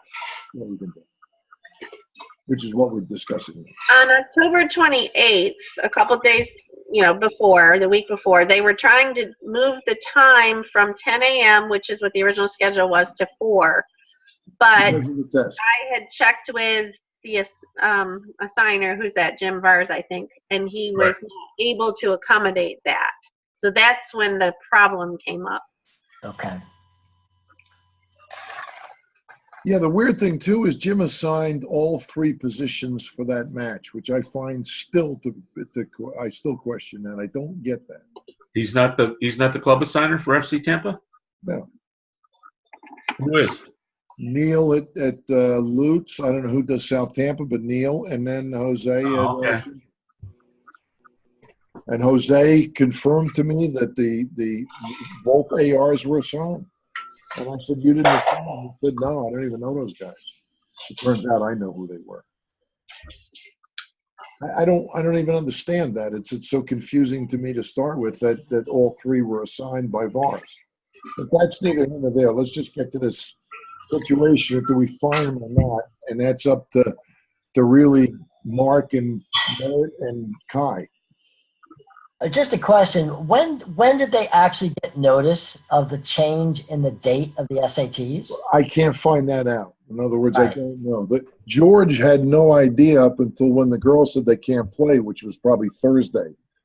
But when those girls when SAT actually said to them, "Here's the makeup for Irma," I got no idea, and I couldn't find it. So where I'm going with that is very simple. That is, somewhere there's a communication from SAT to these kids about when the date's been changed. Correct. If We don't know I'm when. George, and I'm trying to appeal to avoid the fine, I come up with that email so that it can establish the correct time frames. Is that fair? Now that we just fine them. I'm just saying, see what I'm saying? Yeah. Again, I think we would hang this thing on. In my opinion, Richard, we would hang on forever, trying to suss this out and go back and try and figure out, because I'm not sure if it's ACT or SAT. Number 2, I would like to know when the original was. It doesn't look like it was around Irma to me. Yeah, I mean, for Prove me, that it was canceled to start with. Now it's 4 or 5 girls, so I'm not guessing they made this up. I know George isn't gonna. The girls are telling him something, he believes them. yeah, I can't verify any of that information. yeah. Well, I'll make a motion, we fine them, and then they can file an appeal Yeah. with proof. Yeah, I think that's probably good. That's good. Yeah, I got it. All right. You all right with that, Kai? And Yep, that sounds good. So we're going for 350 total. And they All right. and So- we encourage them to file an appeal, as long as they provide some. Right. Well, the fine will be the only thing they can get back. It's not going to be a verbal story. No. Would No, it be fine. 350 or 250? Because we did cancel, like we did know that they weren't going to show up on Friday. I'd go the lesser. And I mean, the rule says 250 the day before. All right. So we're going to fine them given that, and we're still going to pay the refs though in the end, or maybe I don't know. Did the referees show up? They did not. Then we don't pay them. Paid. Then we don't No, I pay them. can't. Yeah, they don't. Yeah, they're not paid. Yeah. They don't get paid. All right. Yeah, just 79. the award bank. Wait a minute. I think when it's a forfeit, $100 does go to, or whatever the fee is, goes to the refs, right? I mean, Yeah, but because that's they if they're couldn't do showing up. another game. That's how we've always done it, anyway. What's that? The 100 goes to the referees? Yeah. If they show, no, not on a forfeit. Yes, because they. Really? Because they turned down other games. Because they only find out, like they found this out. I remember this because That'd be Friday. this dame drove me up a wall, and I had something really important at work, and this took up like half the day, and it never got finalized. I probably sent the notices out about 5 o'clock because I remember sitting at my desk waiting, before I left to get it out so everybody knew. So it was about like 5 o'clock the night before the game. All right, so it's a $250 fine to FC Tampa. USA to pay referees.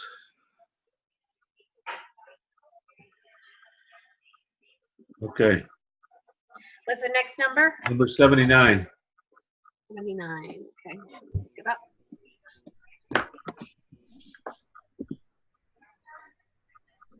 This looks 79. pretty cut and dry. There must be some more to it. Did I put any notes with that one, Greg? No, it's a team won't reschedule. Opposing team asks for a forfeit. Well, of course. Oh yeah, I know about this one. This is Brooksville and Celtic. And this is one that was canceled because of the hurricane. It's an older, I think it's 19s or something. And the team just doesn't want to play the game. Oh, And Right.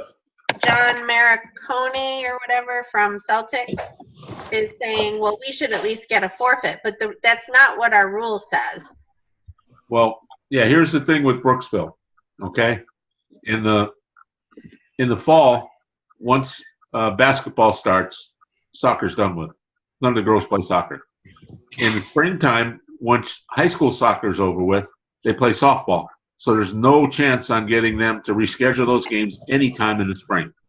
They will not reschedule. They have no team available to them because they play softball. And the same thing goes now at this point in time. I talked to Dave out there in Brooksville. I was just out there this weekend with my grandkid. So if they can never reschedule, Sherry, in the end, it's a forfeit, correct? No, that's not what the rule says. Do you want me to pull it up? Yeah, I don't. If they'll never reschedule. Let me see if I can find the rule real I quick. mean, if you say, I'm never going to reschedule the rest of the year for that.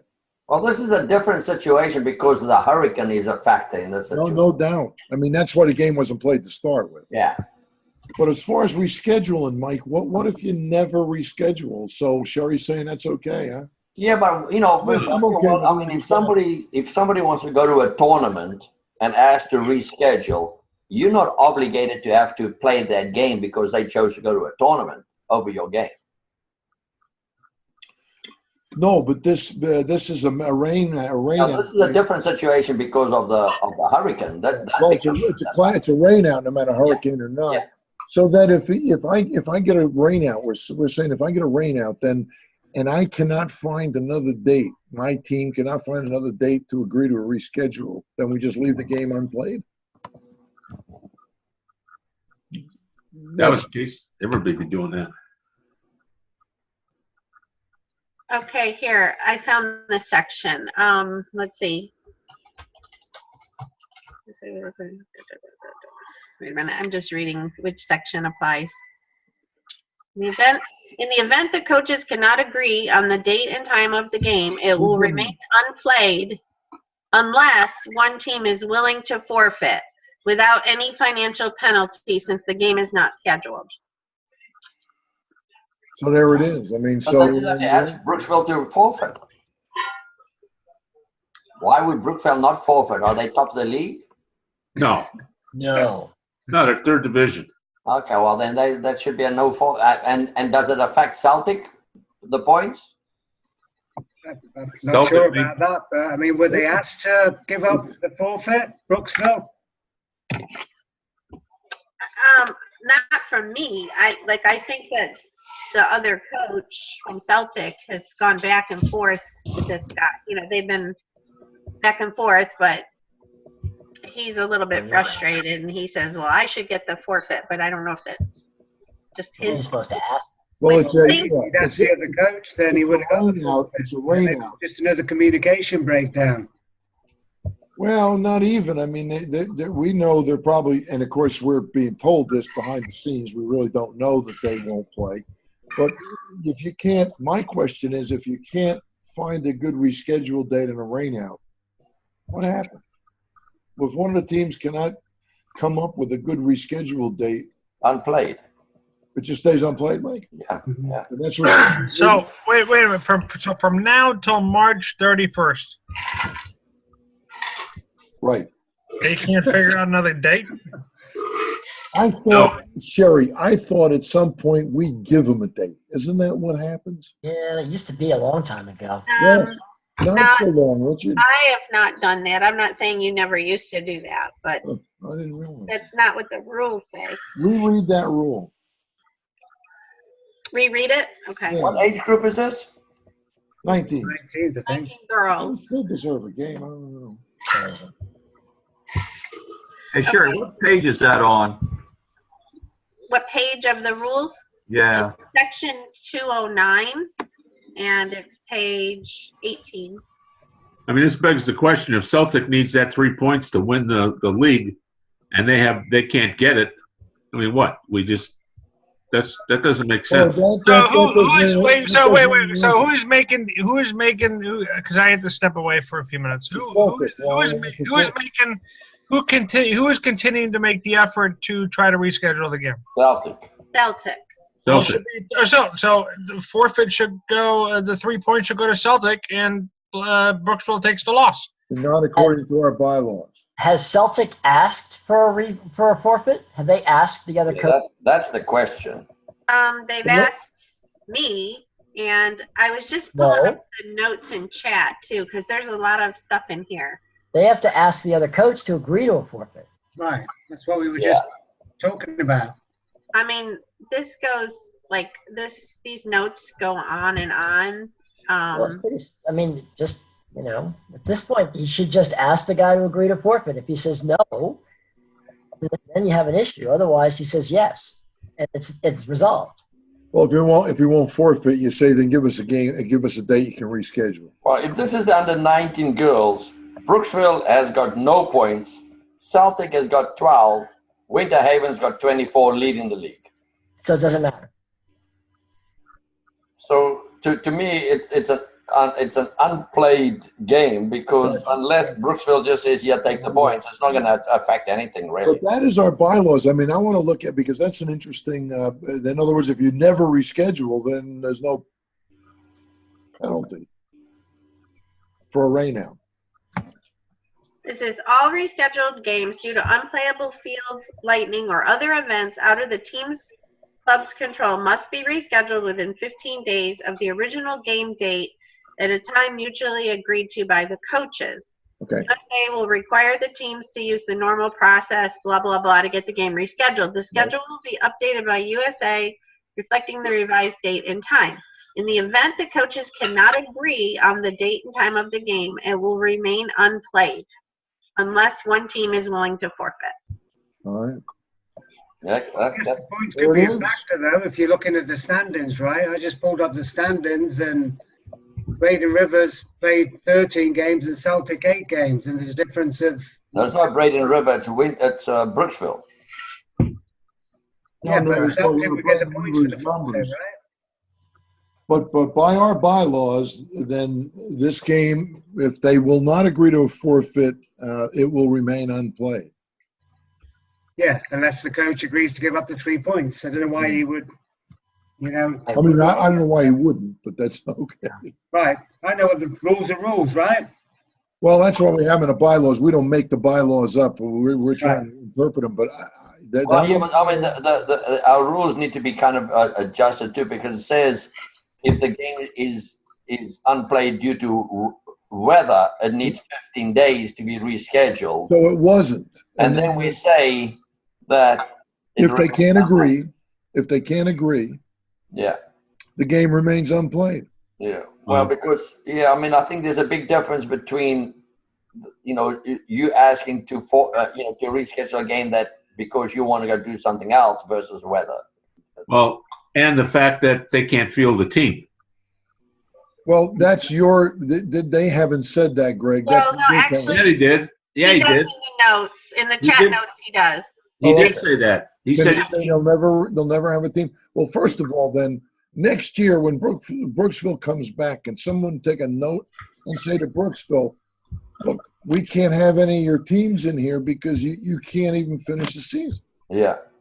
I agree. That's more to the point. We got guys like that, okay, this game's unplayed, I get it.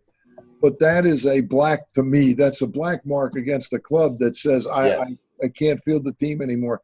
So I'm not so this other team is not going to get another game that we set up, promised them, and that they should have.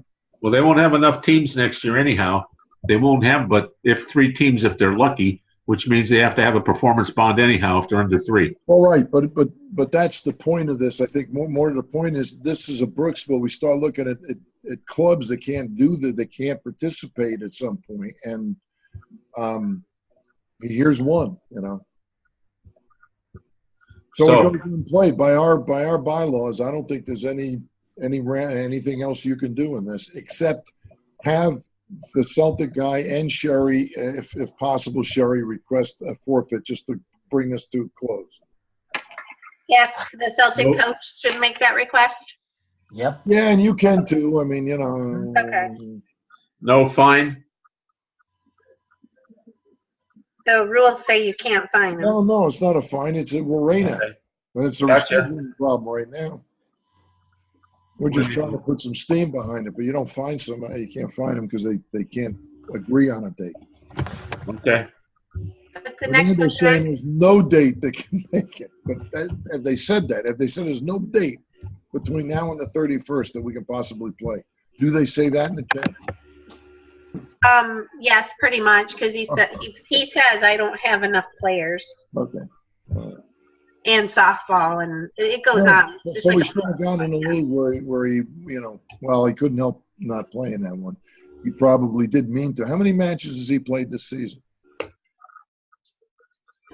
Can you see, Greg? Let's see. 1, 2, 3, 4, 5, 6, 7. I mean, the weird thing is he's played since then. Yeah, he's seen past a certain point. Actually, he's played everything. That's like the only game that Well, that's like not as 2 bad. games that he hasn't played. Yeah, but that's not as bad. This guy didn't That's intend. right. I mean, one Right. interpretation is this guy did not intend not to play. He Right. intended to get the game in. He knew he'd have the girls for the season. He Yep.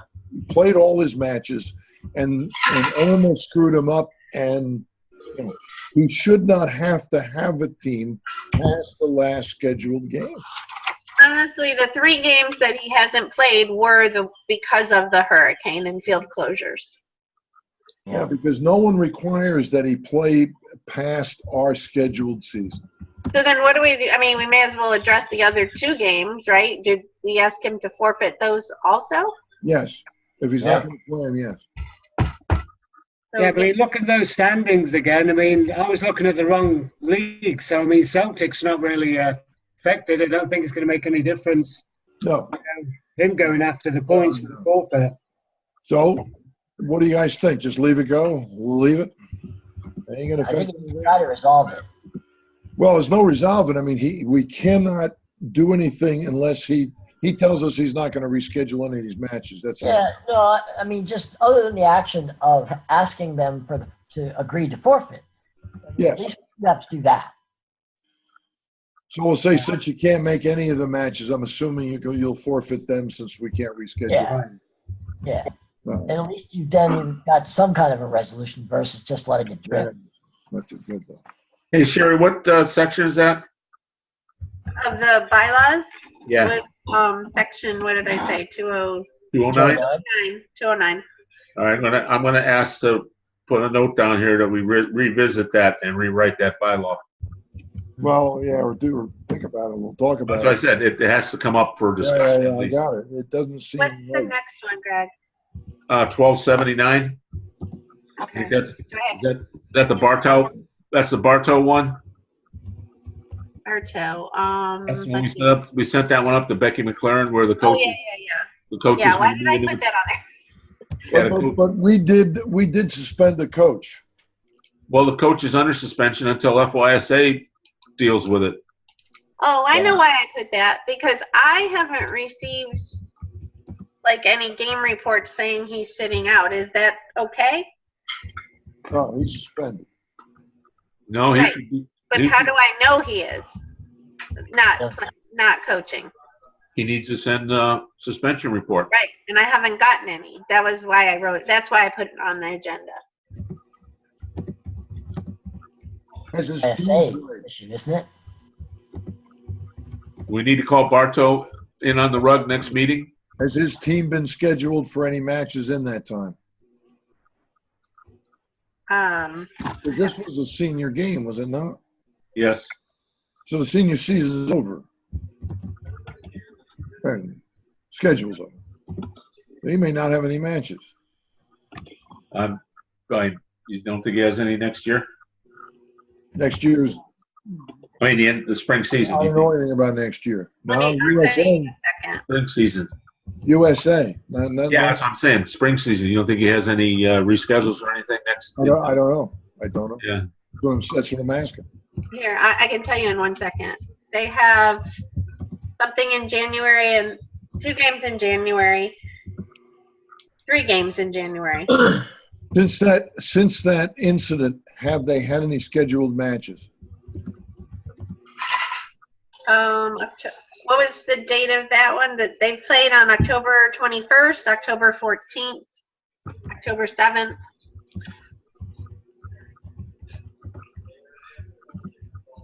First, Wait a minute. It's Bartow, right? I'm Yeah. sorry. Right. I'm sorry. I might be wrong in saying that. Let me go to their schedule. Let's see. when was 1279 scheduled? When was that, Greg? That was October 1st. And then they had a game on the 14th, the 21st, the 28th, and then they have games scheduled in January, February, and March. When did we notify the club and the coach? Greg, do you know the date you? Let me take Well, a look. let's see. I would have sent the. Let me see. It was, well, I got a response on November 6th from the guy's attorney or something. But I guess, October 29th, he got the original notification. Okay. So the 14th and 21st and 28th, we hadn't even notified him he was suspended. Well, we were waiting on the supplemental report from the referee. Yeah, but we didn't tell him he was suspended, correct? I mean, he knew he got sent off, so he should have known to at least sit out the first game. I heard my name talking about me. Well, let's concentrate on that first game. Can we look up see if we've got this week, see if we've got a game report, and then we run that game report down and see if he's listed. If he's listed on the game report as playing and he's No, it's the coach. he can't Coach. interview. The coach. There's no. They don't check the coaches in. It wouldn't be on the game report, I don't think, would it? Wouldn't he be on the roster as a coach? I Well, guess if he sat out, it would say that, maybe. This is going to FYSA too, right? It has. Yes. Okay, because they're going to make a ruling on that themselves as well. Perhaps, not necessarily, Richard. They may just back up ours. I think we gave them, what did we give them? 6 or 6 games or 3 months. what did it say again? 6 games or 3 months, whichever's Okay, one. so that's what we gave them, Richard. They might just agree with that. Yeah. Only if he wants a hearing do we get drawn back into it. Hey, Richard, we sent I think one in each of the last 2 years, and we never heard back from FYSA at all. Well, that's not good. We sent the paper. Are you surprised? We No, sent, I worked there for 3.5 years. Nothing surprises me.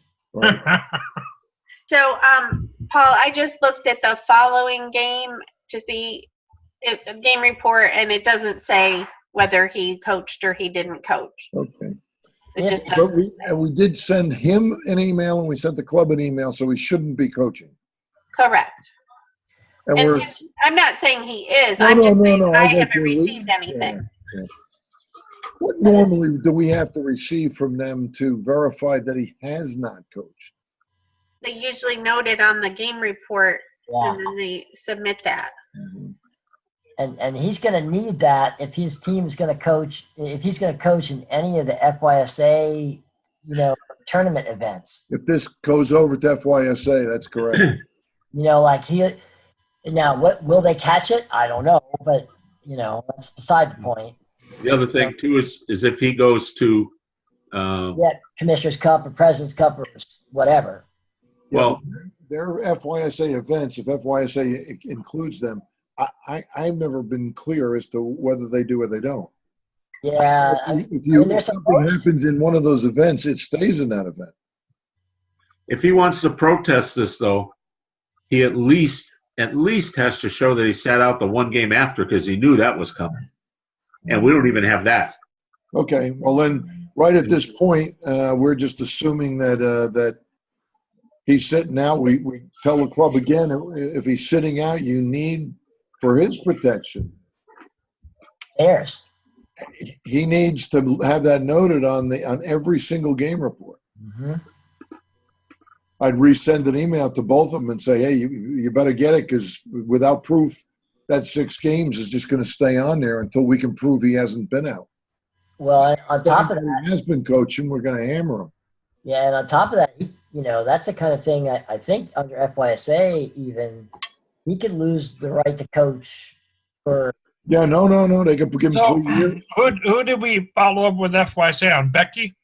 Well, it was sent to Becky, yes. Yeah.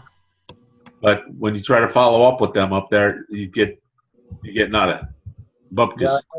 Yeah. Or can you go to US Soccer? Well, don't forget, the other thing they'll tell you, Greg, is that it's our responsibility to check to see if he's not playing. Guaranteed. His responsibility to demonstrate. That. So we can send him another one to prove, hey, listen, we are attempting to find out. Right now, we don't have any verification we sent one match yet. Well, true, Paul. Unless he knows he's getting the game, and unless he doesn't prove that he sat the game, we have to assume that he's still coaching. Who is the DOC at that club? Not sure they have one. I don't think they have one. They got a couple renegade teams there, and that's about it. All right. Well, let's just follow it up and keep an eye out. We got to keep an eye on that for our protection, not for theirs, for ours. Right. Sure. All right. 2446. All right, 1 second. 2446 is. This was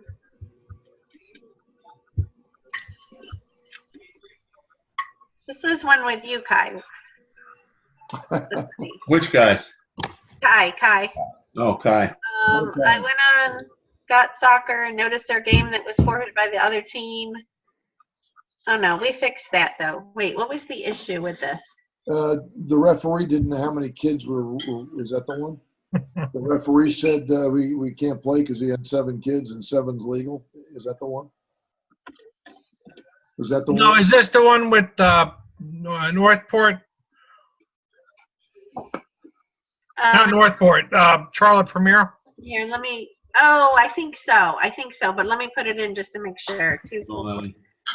I can pull up This this. is Pinellas County and Charlotte. Charlotte. Yeah, they didn't show up. The referees did, and we did, but they didn't show up. But they tried to reschedule the game a couple days before.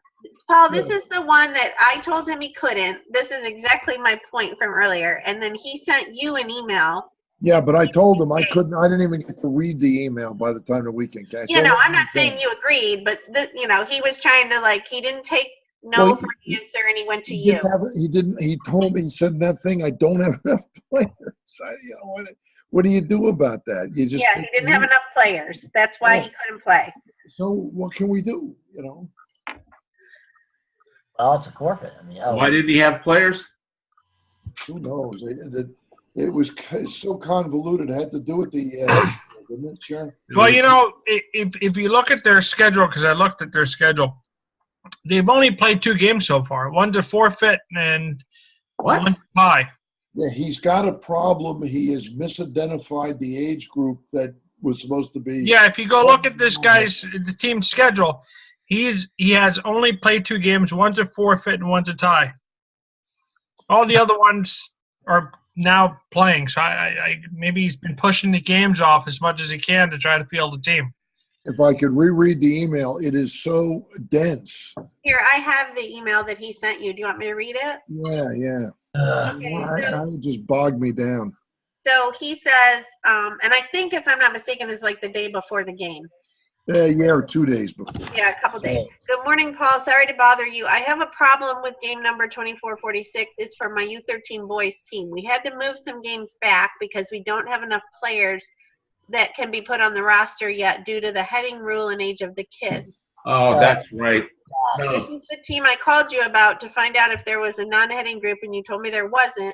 Not sure if you remember that conversation at the AGM. We 13. contacted the other team a month ago and they agreed to move the game. I will send you the emails.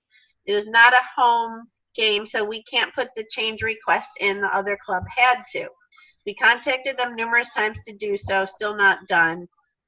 Now we are getting told that we have to forfeit and pay a fee. This is not fair to my club or to the players in this team. The hell it isn't.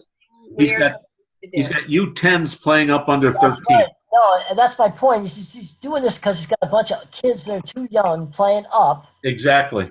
to the team. Rubbish. Sorry. Well, I agree.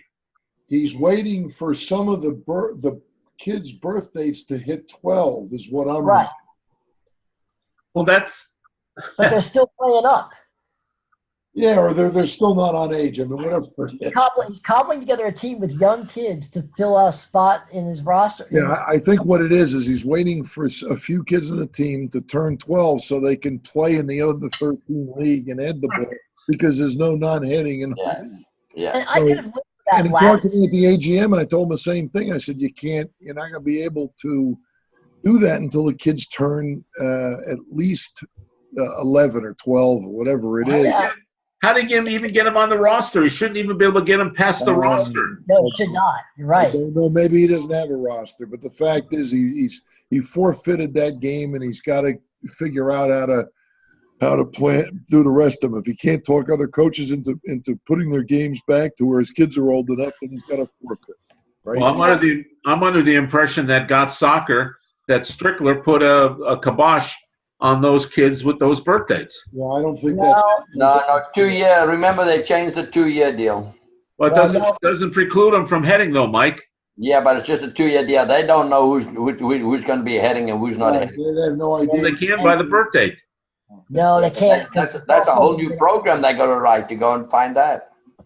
It's also a matter of Got Soccer's software not being updated to reflect that. Yeah. I found this weekend we had an under something team with 22 people that were able to go on a roster. There's only 16 left, but Got Soccer didn't stop it. They just put them all on. Yeah, there's a lot of stuff like that. Got Soccer ain't the be all and end all to monitor that.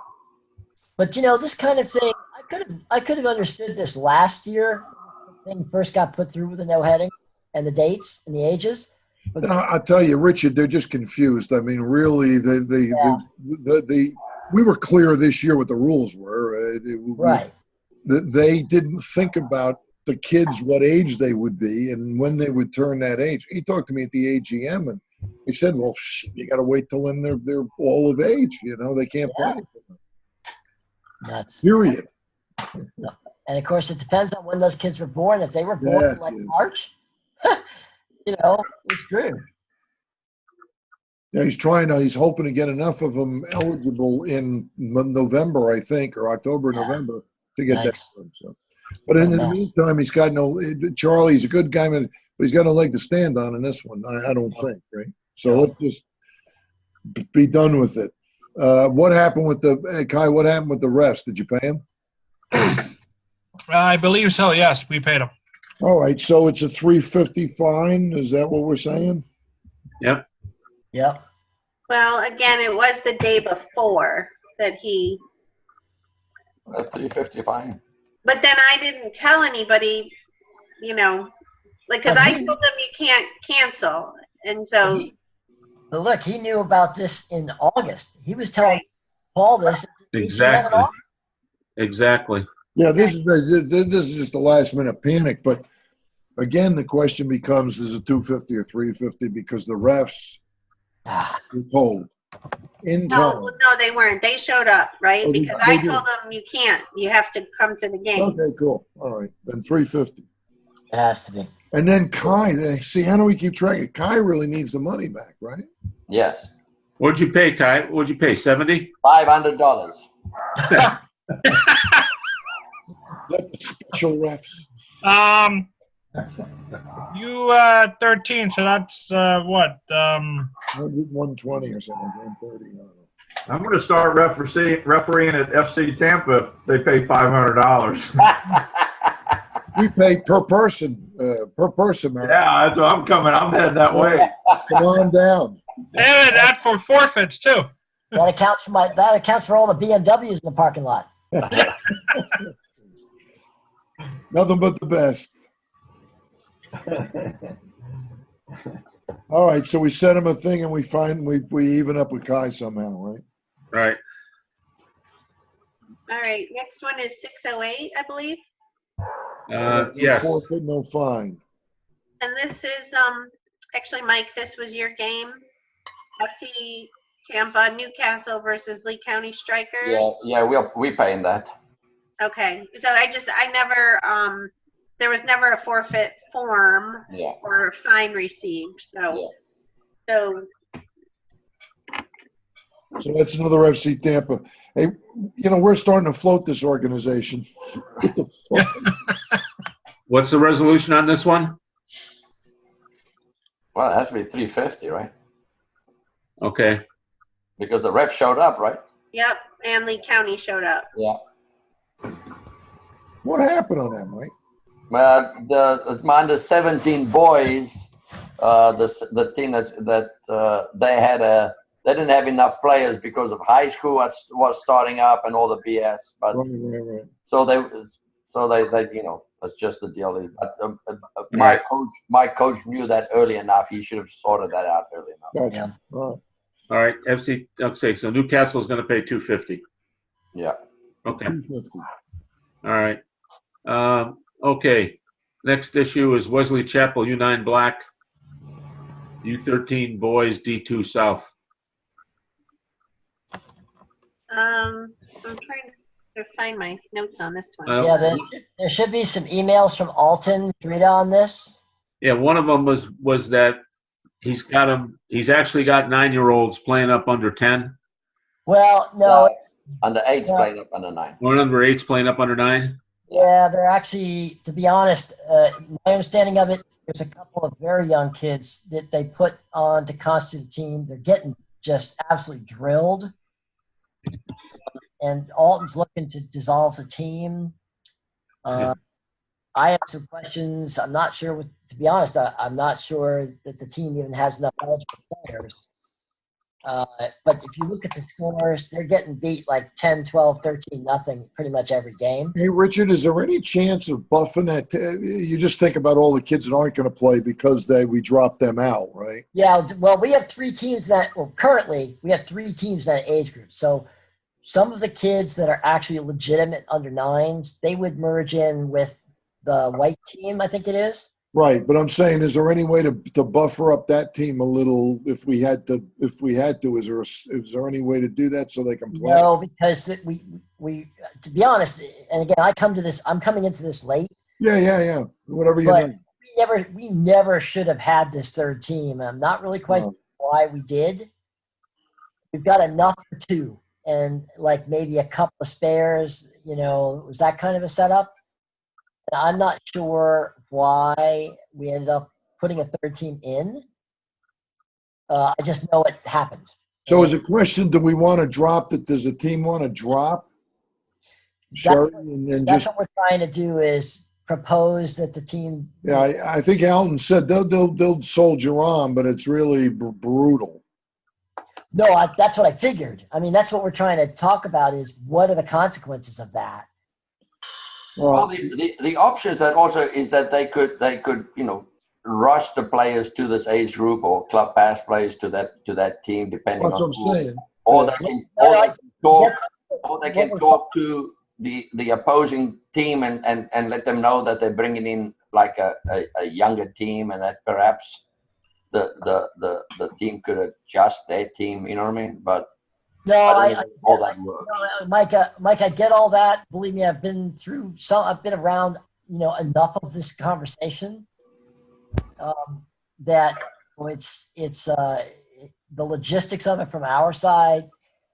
You start to lose the parents driving to the away games, Mike. Yeah, that's right. So we're looking at, I'm thinking we're not going to get too much further along. Yeah, this team's a mistake, basically. And yes, it was. I'm the first one to say that. I really think we missed the boat on this.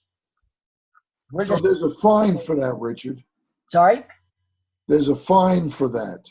I know that. I understand. I mean, not it's not going to break you guys, but I'm saying there's got to be some negative consequence. And I would assume. And I know you're not arguing it shouldn't be. I got you. Yeah, yeah. It sucks. The whole thing sucks. And It does. I agree. What is the dropout fine? I don't know. That's part of what I think want. we can set something that makes sense. You know, Well, here's the thing. no matter what, the other teams don't get the game. Right. Here's the thing, Paul, and for all of you, my first piece of information that I need from you guys is what would be the financial consequence to us that you would, levy if we were to dissolve the team, like flat out? What would that be? I don't think we've got one I don't know that we have one. God only knows. Let If me we say, look in there, I'm sure there's a fine, but we can make a decision among ourselves. My thing is always, and I think Mike and I think everybody's the same, is that you're trying to just squeeze people a little bit. So it's like, ooh, I'm not trying to put a stake in anybody's heart, like $4,000. well, yeah. I wouldn't be in favor of that. I think a 350 or something like that is How much? I don't know, 350. It can't be 350. We were fining people for forfeiting. Well, we're not, but we're 350 for not showing up. We're fining them 150, really. Well, look, here's the thing. So you give them multiple forfeits. What's the difference? Richard, how many games are left? 7, maybe? 7? Probably something like that. Yeah. and you're not going to forfeit every one of them, Kai. That'd be $1,050. It'd be silly, and it'd be silly to go through the season. Oh, no, I get it. I'm just saying, I'm trying to figure out what. I mean, there's no amount of money that makes up for that. There's no amount of money that makes up for that. Believe me, I'm just trying to get any information. Yeah, no, I got you. I don't think, Sherry or Greg, I don't think there's anything in any bylaws that tells us how many games and what the fine should be. I think we just got to come up with something and agree on it and then do it. No, that's true. I mean, there's, if you look at how many games are left, and multiply by 350, you come up with a figure, and then you come up with something agreeable. Although it's it wouldn't be 350 because you wouldn't have any refs. Okay, so you're right. 250. Yeah, I mean, I feel very badly about this, even though it's not my. Yeah, no. I mean, look, this has happened every season, guys. Yeah. It's not something new. We get somebody dropping out, so we just got to come up with what this is. This is an under-9 team. Some under-9 team's going to lose some games. There's no good way to do this. No one way to do it. Well, and I guess, the number that you give us, why would there be a number so high you would try and go through the season? No. That's right. All humor aside, any number that we have that's from you guys is concrete. We go back and we say, okay, this consequence is going to be. Yeah, I mean, the other thing you need to think about, all of us, is what's the consequences for the kids on this team getting the dog shit beat out of them? It's easy to say, Wesley Chapel did it to them, but it's still a bunch of little kids, a bunch of 8-year-old kids who are going to get schmeared. Eventually, you're not going to have enough. You will start to lose. The thing that will happen, because I know enough of the parents in this group, over the course of the last couple of months of hearing about this, we're going to start forfeiting games and not showing up. Right. And I'm not saying that's Richard, is there anybody on this team that's got any real wealth? Not that I know of. They probably do, but they're not admitting to it. Okay. Yeah, listen, I'm just We'll go to them and say, what's it worth to get your kid out of the situation? Yeah. You want to go to Pinellas like putting a gun to his head, we'll shoot him or, Yeah. No, listen, on this one, I'm just trying to get some information about. Yeah. So let's figure it out, guys. I mean, what do you figure? You want to wait a week? You want to think about it? Or you want to make something up right now? Can I ask? This is one I need something hard on. Okay. Okay. How about so we have 7 games left. 500. Flat fee, 500. I was thinking the same thing, around 500-600. Mike? We got a fire sale today, 500. Going once, going twice. Mike? Yeah, I'm okay with that. I'm okay with that around that number. I think it's high, but I'm okay with it. All right, here's what I need from you guys. If I can get it from you. Well, I'm just looking at it at the bylaw, and we have to be careful here because it's Right. the club will be I know, subject it's to a gotta be painful. $250 Gotta be fine painful. per game for any team which fails to complete all league games without forfeits, up to $1,000. Right. Is that So- what it says, up to 1,000, Mike? Yeah. Right. Okay. All right. So No, I think 500's I fair. think 500 is fair. You want- All right, you here's- want If I could get, will you guys communicate formally that to Sure. Alton? Sure. I mean, I'm going to tell him when I see him tomorrow. Yeah, but- yeah, but we'll get to Al. We know Al. Okay. How about the 13 boys, D2 South? Are they going All to? right. Actually, this is almost the exact opposite situation. This team, apparently, they were a higher level team last year. I guess they lost some players. They got some players back. So right now they're pretty much just killing everybody in their division. I know they won a game 13-0 because I actually saw that game. And what Alton was proposing was to see if there was a team in the division above them that was, getting hammered and to flip out, switch from one division to the other. I realize that logistically that's got to be a nightmare for you guys. Yeah, Well, that's that not was possible, bad. really, because the teams that have already played, the team that we would drop is going to now play a team that is better than that. Because there's you're in a league there that will have people moving up. Somebody's going to complain, Yeah. Richard, that it's not fair that I play these cupcakes and then you put this other group in there. No, I'm just, again, No, I'm just, no. And I'm acting. the other problem with that is the geography. If another Oh, team, yeah, no, I get that. and they're up in they're in Nature's Coast, you say, hey, you're going to play a Nature's Coast team the rest of the way. Everyone in the D2 South will say, whoa, Wesley Chapel's bad enough, but Jesus, Yeah. all the way up there. That's No, where you start off with that's where you start off with at the meeting. No one can go, Right. we can go there, Right.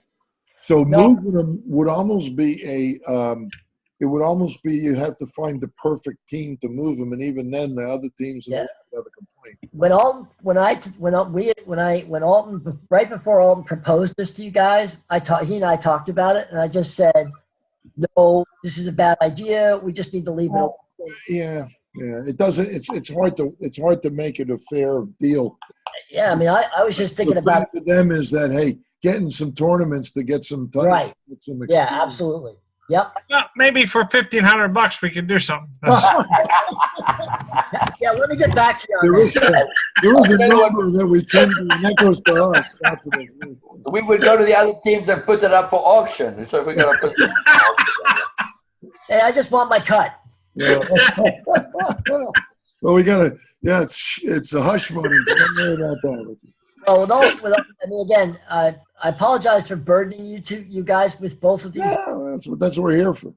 but I'm just I'm just a messenger, really. But No, but it's I mean, this shit happens, and there's nothing. We got to be able to do something about it, and that's why we're here theoretically with what we think is a balanced group of people to make these decisions that aren't crazy.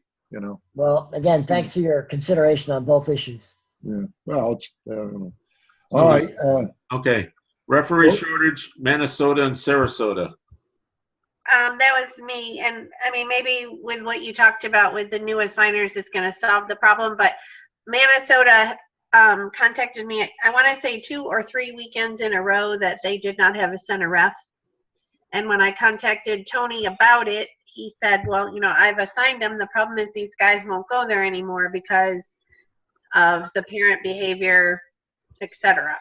Yeah. So we keep getting. got played with, they got somebody to fill in or something, but just bringing it up. But it sounds like maybe you've solved it. So We keep getting assurance from what's her name that they're doing the right thing and getting their club on track and everything else. Yet we still receive at least 2 or 3 incidents a year of referee abuse, and the parents going bananas over there. I think Do we have the 2 or 3 from this year? we'd have to go back and look. Well, we got to do that then if we're You know, going the field. First of all, the fields are unplayable. Because if there's 3 of them, Greg, we stepped in. Was it 2 or 3 years ago? For who was here? Right. I told Minnesota we don't want Last them in the year. league. Last year. Well, it was the year before last, was it? We didn't want them in the league. Yeah, And that was the next. year The before next problem, we weren't going to support them for the league anymore. The next problem, they came in and they said, we got to straighten it up. We're going to boppy somebody. If they've had 3 this year, Greg, we need to know about it. And we need to get a hold of them straight away and say, Yeah, next year you're not going to be in because we got 3 more instances. I think it's 3 total in the past 2 years, Paul. Well, yeah, that's different. I mean, we already Yeah, I got. understand that, but the fact that the referees won't go there because of the abuse and everything Well, else. again, I want to hear that from the referees that won't go there. Okay. It's not enough to have refs that won't show up. And Sherry, I got you, but we've got to get that directly. Whoever is doing that, who's ever hearing that, we've got to get that directly from them because then we can't do anything about. We can't give them any home games.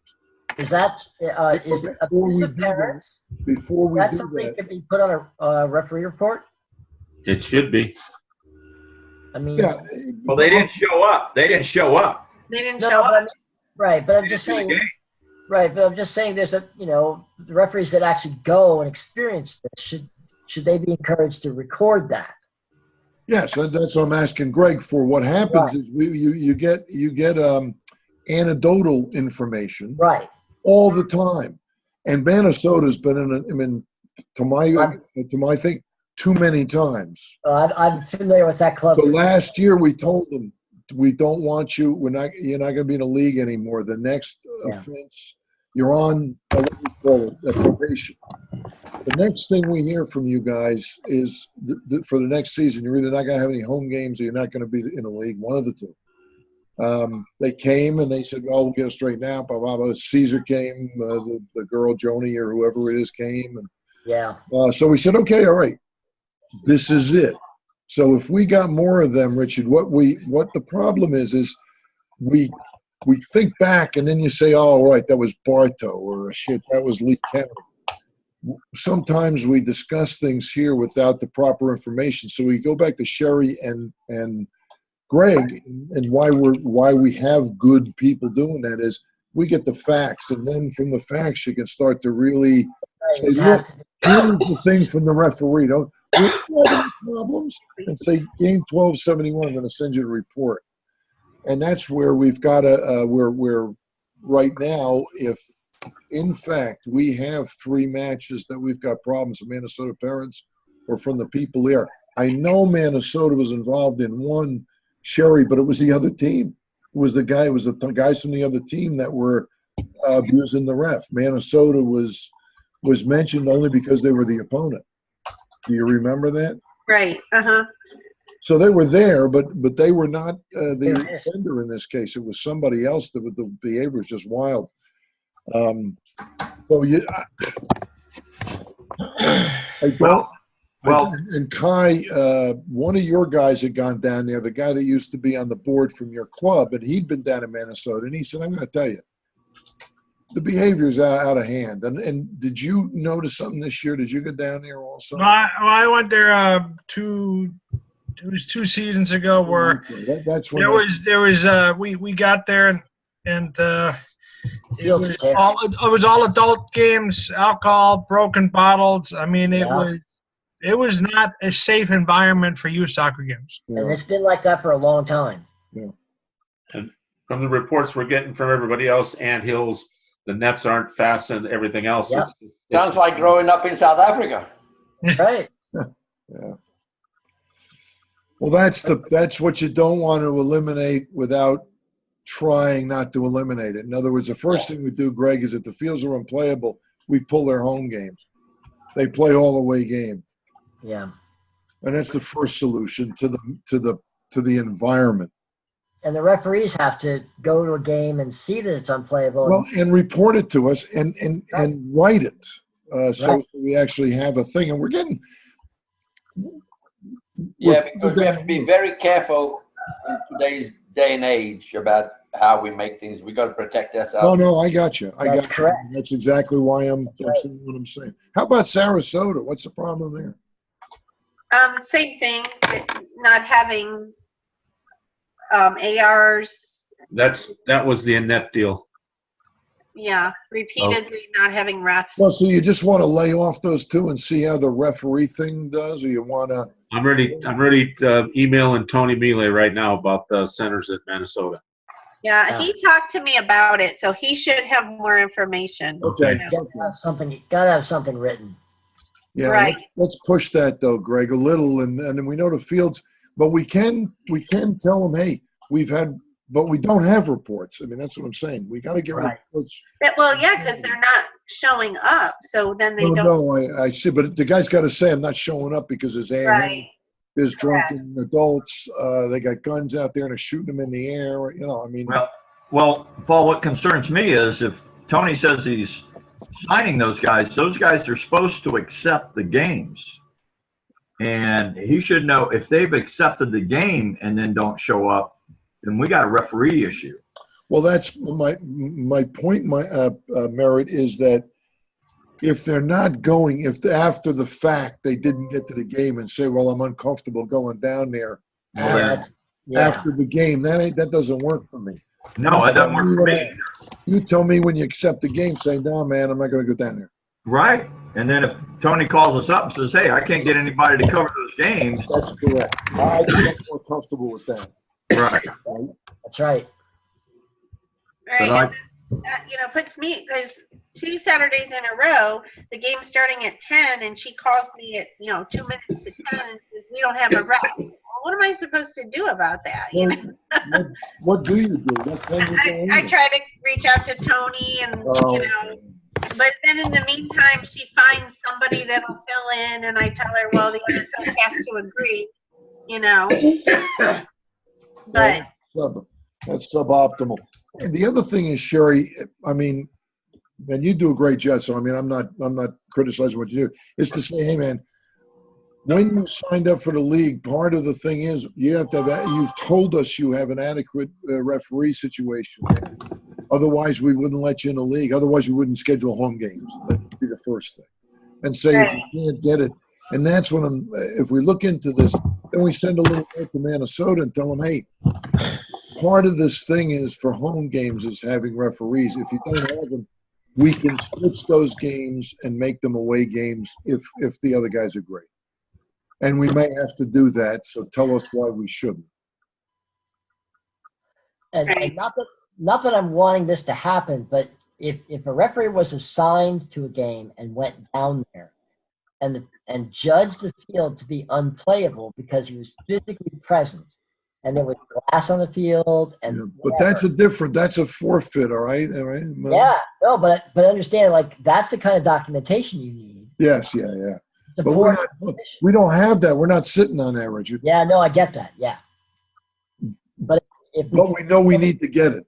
Yeah, that's what I'm saying. If somebody went and that happened, that would be very important. No, I mean that's part of trying to make this as well run as possible. Is to run all these things down to where we're satisfied that we tried, and where are we failing, and how can we prevent it now, if possible. Yeah. So we're going to hold that in abeyance, everybody. I mean, we can't do anything tonight, but let's follow up on both of those guys and see what we can do. Get back to Tony, see if we can get more certainty, see if these 2 new guys help getting refs down there. All right, next. So there's no action on that, right? They're agreed? Club pass players serving suspensions. This just came up this past week. Yeah, it's an interesting way to do it. I never even thought of it. So there was, it was Venice. You club pass players over to burn off suspensions. Well, yeah, the kid gets club passed over. It gets tossed out of the game, whether it's a 1 game or a 3 game, whatever the case may be. The point is, he may never have to serve that suspension because he'd never get club passed. He'd never get club passed to that team again. The coach is smart. He never club pass somebody. He never gets suspended. He can't play in another USA match until he does. Well, it says in the bylaws that he has to serve that Serve it suspension. with that team, but he doesn't play in any matches if he hasn't burned off the suspension. And he can only work that suspension off with that team. With that team. With the team. It's not the reverse. But that means is he still eligible to play? No. Well, can I tell you why the question really came up was because he earned it with the under 15 boys, but his actual team is the 16 boys. They had a game the 15s had a game on Saturday. Oh. The 16s had a game on Sunday. Her question was, okay, he can sit out with the 15s, but then can he play with the 16s and wait for the next 15 game to do the rest of the suspensions? And I couldn't figure out the answer because we don't really have that addressed. It's a merit question, Mike. Or Kai, one of those guys. What do you think? Technically, no. Yeah. I mean, technically, he would still be playing with the 16s, so it doesn't bother. What's the difference whether he plays a game on the 16s play on Sunday, the 15s play on Saturday? It just means he doesn't play a game on Saturday. Big deal. But he's not allowed to play any U.S. games while he's got a red card. He's got to serve the suspension. You got to serve Yeah, the he has to. But it says, our thing says with the team he earned it. That's right. So that makes. That's how he sat. So that's tough. Yeah, it was. Like they say, tough shit because you got a team you can hardly serve it with because they're not playing all the time, and now you're penalizing your. I mean, at the end of the day, when it all got figured out, the kid only got one game, so he sat out Saturday, and that was the end of it. But I more brought it up in case it happened. He sat out Saturday with who? The 15s? With the 15s. Yeah. With the 15s. Okay. But for us, Sherry, that kid can't play till he serves a suspension technically with the team he got it from. And if the team weren't going to play until the spring, Yeah, he's screwed. he's Right. screwed. And that was the thing. When I first told her, I said, well, we haven't even figured out how many Thing to games tell yet. people when they're club passing to certain teams. All right? But, when I brought that up, I said, well, first of all, I haven't seen the game report, so I can't tell you, how many games. But in theory, I think he wouldn't be able to play until he finished out with the 15. Then she flips out because, that's not fair, blah, blah, blah. Well, then at the end of the day, it all worked out. But I was just wondering if it happened again, do we have to put something in the bylaws or something? No. I mean, he's got to serve it with that team. I think if you could put a blurb in the informational section, and remember when you're club passing players, if they get red cards in that match, they've got to wait till that team that they club pass to plays again. So you got to risk by doing that if you're at the end of the season. Hey, Sherry, when we suspend the player, Right. is that red line on the player, and will it show up on the 15s and or 16s? A very good question. I believe it does. Because, you put the suspension on the player's name. On the player. So if he went to play with the 16s, he should be redlined until he serves that off with the 15s. Correct. I would think so. Yeah. Okay. All right. Well, that makes sense then. That's Just good to know if it happens again. It's like any event, it's unlikely, but I mean, just so we talk about it before, it's unlikely, but he's got to serve it. He has a red card in USA. He doesn't have a red card for his team. Right. Understood. Just like a tournament, just like the Commissioner's Cup or whatever. Depending on the seriousness of the red card. It could be a problem. It could have implications for other competitions. So it may be just worth a note somewhere to say, remember with club passes that, if you incur a red card with the team you've club passed to, you may have trouble serving it out to go back to your original team. So be careful. So if you can't do the time, don't do the crime. Yeah. All right, we done with that one. That's it, though. Anybody else know any more than I do on that? Because that's all I know. Move to U.S. club soccer discussion. I'd hold this discussion off till we're at a bar with some beer in front of us. Well, I only added that. we wait because until Mike Wesley commented. Chapel pays the fine, and then we can go to the bar. This thing with FYSA and U.S. Club Soccer and FYSA in general, I mean, that's really the only reason you'd even think about U.S. Club Soccer. Well, It's yeah. something we're hoping to resolve in-house by the next AGM, at least by taking the gloves off and going for it a little bit, I believe. And I think a lot of people are with us, not with us, but want to have FYSA respond better communication-wise and a lot of the other things. So I think I think Dave DiTilio is aware of it. He had I don't know if anybody went to that meeting, but he did have a meeting recently. I know we sent a guy from FC Tampa. We sent Augie over there. I don't know what the result of the meeting was, but that's what he wanted to talk about. Well, what are the problems? Kai's been in the forefront, and I'm certain one of these days we're going to find Kai poisoned with some plutonium product or something. We're going to find out. We'll find him with a spear in his back in the gutter. That's right. That's right. Or he got hit with a crane somewhere, dropped some product on him or something. Oh, sorry, you know. There's also a DOC meeting that's being run by FYSA. December 2nd, I think it is. The 7th, December 7th in Brandon. Yeah. Yep. Okay. So there's a bunch of disconnects as far as it's U.S. Soccer and them. Mostly we talk about U.S. Club Soccer because of the unhappiness with FYSA. But remember, we're a member-driven organization, so all of your members would have to do this, not us. Or as members, we would have to do it. Well, I think just like in a lot of other states, I mean, there's pockets in the U.S. where U.S. Club Soccer is bigger than the state association. That's right.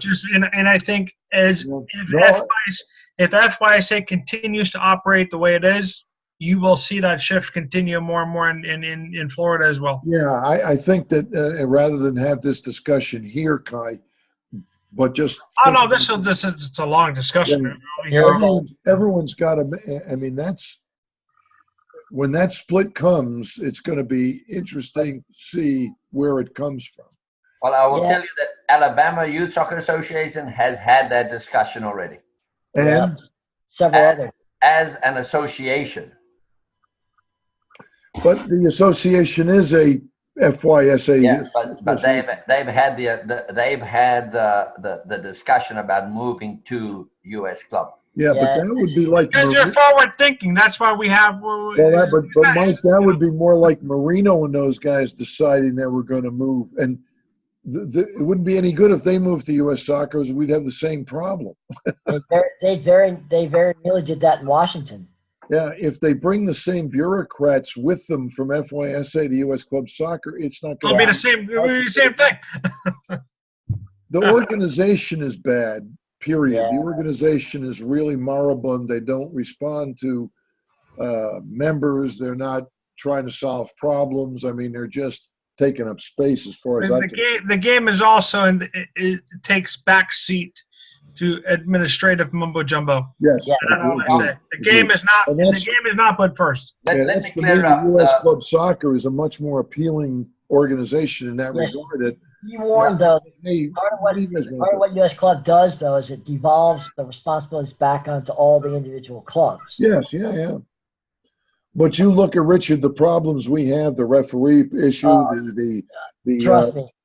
Well, Richard was there for 3 or something years, right? Listen, I don't want to be grinding an axe here, but nobody knows better than I do. And we should be able to do. We need to take a shot at it anyway. I think Kai's is kind of out on point. And like I said, he's gonna get killed. It's unfortunate. Well, because he's asking for people to be accountable and right. Yeah. Well, let me say, on the Alabama deal, it is the clubs that have membership in both U.S. Club and Alabama that is moving. That's having the discussion about moving out. In Alabama, they probably only have 4 that matter, right? What's that? I would guess in Alabama, you only got 4 Well, or 5 of these yeah, but- premier clubs that But would, it's the four. But it's the four that hold up the entire Yes, Alabama yes. Association. but here it ain't the case. I mean, you've got even if you counted youth soccer businesses, you still got 10 of them. Right? We have 3 in our area, but I mean, But then if you look at the state of Massachusetts, it's almost all U.S. club now. Yeah. For example, It's a better format. I mean, it doesn't get in your, these guys just get in your way. They really allow you to do things, and you get really no help from a state or national organization. No help whatsoever. yeah. As far as us, we can't even answer on some team, 7 Going by. So, but I mean, I want to know how they accumulated $4 million in their savings account. well, it's not in. It's in the. What do you call it though? It's in the It's foundation. in the foundation, right? Foundation. Yeah. Anything else, guys? Getting late, yeah. Yep, I know. Oh, yeah. Let's go. All right. Somebody, please Make a motion to adjourn. Hey, Richard, you still there? I am. Okay, stick around for a second. All right, Okay. We're going to keep you longer. Do I have a second? Motion to adjourn. Do I have a second on the to adjourn? Second. All in Done. favor? Aye. Aye. Hey, have a great Thanksgiving, everybody. Take Thanks, care. guys. Happy Thanksgiving. Thank you. Okay. Ed, I'm Richard. still here. Hey, in the event that we will get everything off the ground, and hopefully everything will go smoothly in January. I know you have 2 play turf fields over there We do. that the county controls, though. Yeah, it's complicated because of the association, right? I understand. Yeah, I understand what you have to. I understand. I don't know how you can work there when you have to go I'll through. tell you how Greg, I'll tell you how I do it. I'm not running this thing. I'm just advising. So I that's how my sanity right now. Right. What I might be looking at though is I need an in with whoever rents those fields out for next year, because if this does blow up and it's as big as we hope it would be, Talking about the showcase. Yeah. we would need. I feel a 2-day event, it just won't work. We don't have the manpower. We don't have. I mean, the coaches aren't going to stick around for 2 days unless we pay for them to stay over, pay for their meals and everything else. But a 1-day thing where the girls are on one field and the boys are on the other would be a lot more appealing, and they can get bigger bang for their buck on their trip. I would need an in over there, somebody that would champion the effort to rent those fields for next year. Well, I certainly, well, let's continue that conversation because I'll certainly can to help. FC Camp will have 1 turf field by then also. You'll have one as well. So they're breaking ground on February 7th. Where's it going? Where's it going, on the roadside? Yep. The roadside fields? Okay. Greg, are you talking about, so that would be the January 2019? Yes, sir. Yes, sir. All right. I'm going to get off. Thanks, guys. Thanks, Paul. Yeah, bye. Greg, Greg, let's, with that kind of lead time? Yeah. Yeah, I'll certainly do everything I can to help you, and I can point you towards the right people. Right. It's not a bad time because lacrosse, which is the big power politically in our organization, right? They have 2 big events. They're both, one's now was actually this weekend, and they do another one in December, and then after that they're kind of quiet for a couple of months. Okay, cool. So that may work from a timing perspective, and where'd they put the turf fields at in respect to the? They're right next to the road. Oh, they're next to the road. Yeah, so they're right. What is that? Boyette. Boyette, yeah. They're right adjacent to Boyette. Parking's a little bit of an issue, but it's not too bad. No, I've been there for Region Cup and whatnot in the years past, and that's a nightmare when there's Region Cup there.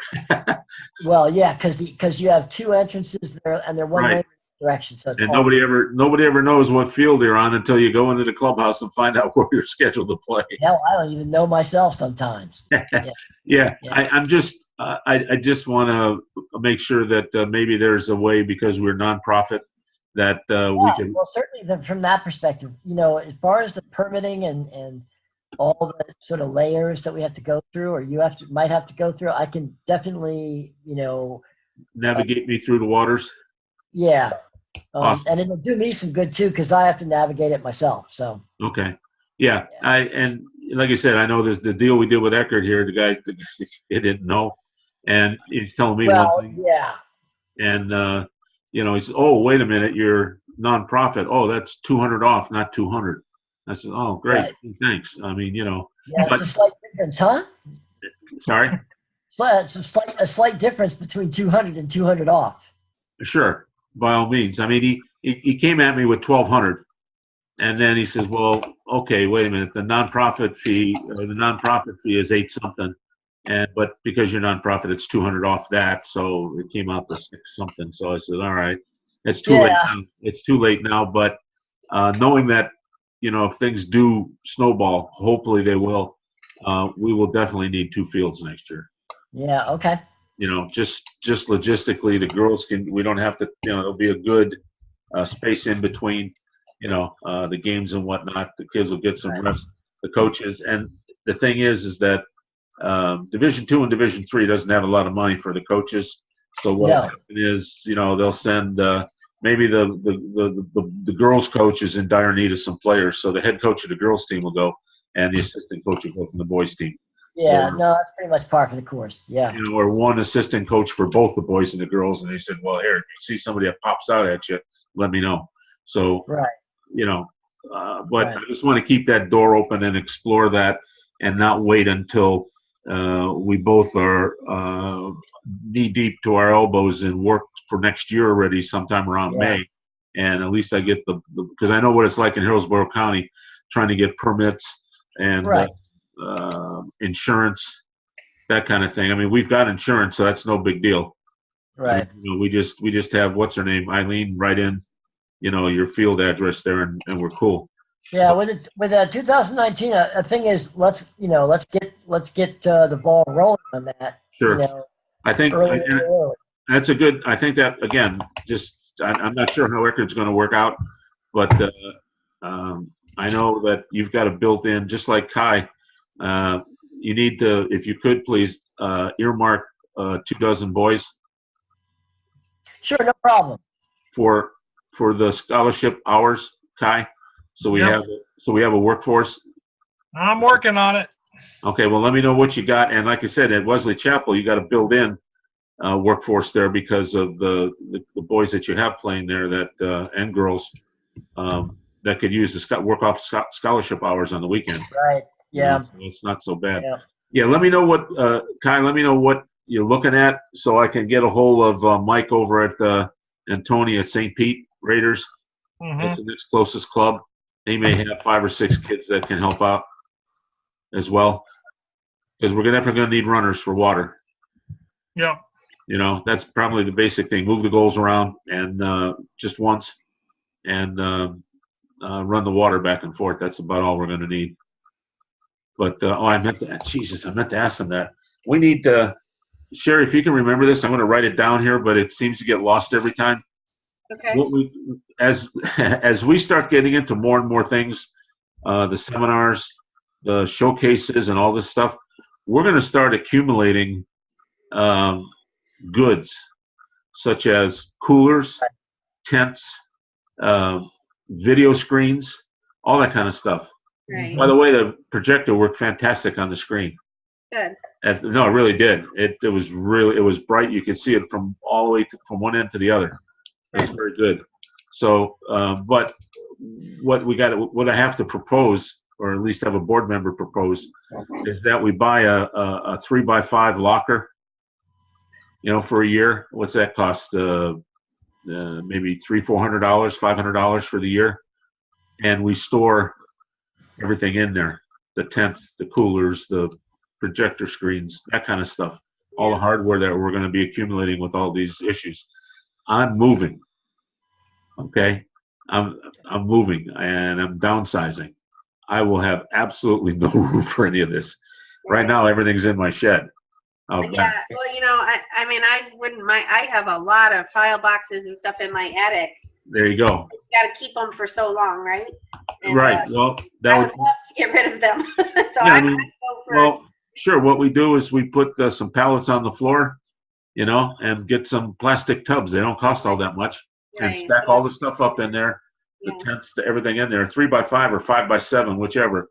We don't need a 8x10 where they're going to charge us 110 or 125 a month. Right. 5x7 we can get for probably about $65 for the year. Right. Well, we can add it to next month. Yeah, we can add it to next month just so we have that in mind that when we need to do that, we can go forward doing it, and we don't have an issue with it. Okay, Makes no sense? problem. And then I just wanted to, the reason I hung on, just on these follow-ups, do you Right. want me to take care of them? Tell me which ones you need. Well, which ones have you had contact with? I'll resend the Bartow, so I put all that together. All right, yeah, if you do that one. I'll do Bartow. And the Tony Mealy, like the Minnesota issue. I'll take care of, where am I going with about Minnesota? Okay, I got it. I already wrote Tony. Oh, you already got back to me. If you look at your emails, I copied you on the one I sent to Tony. Okay. He just sent a reply back to me. I knew he was going to say that. When? He's going to say when. When were they missing referees? Oh. Well. And I tried to tell him, you saw what I wrote. I says, I have hearsay that this happened, but I don't have confirmation. Back at my text messages, because she texted me. Oh, okay. Actually, I can tell you the one was the day you and I met at Perkins. Because she was texting me as I was pulling out of there. So that date, and then that was the one before, I think. That was the Saturday before the 12th. Yeah. So that's the 4th. I'm gonna ring off. Thanks, Richard. Hey, great seeing you, Richard. Yeah, nice to talk to you. See you soon. Thank you. Nice holiday. Will do. Sherry, that was November 4th, right?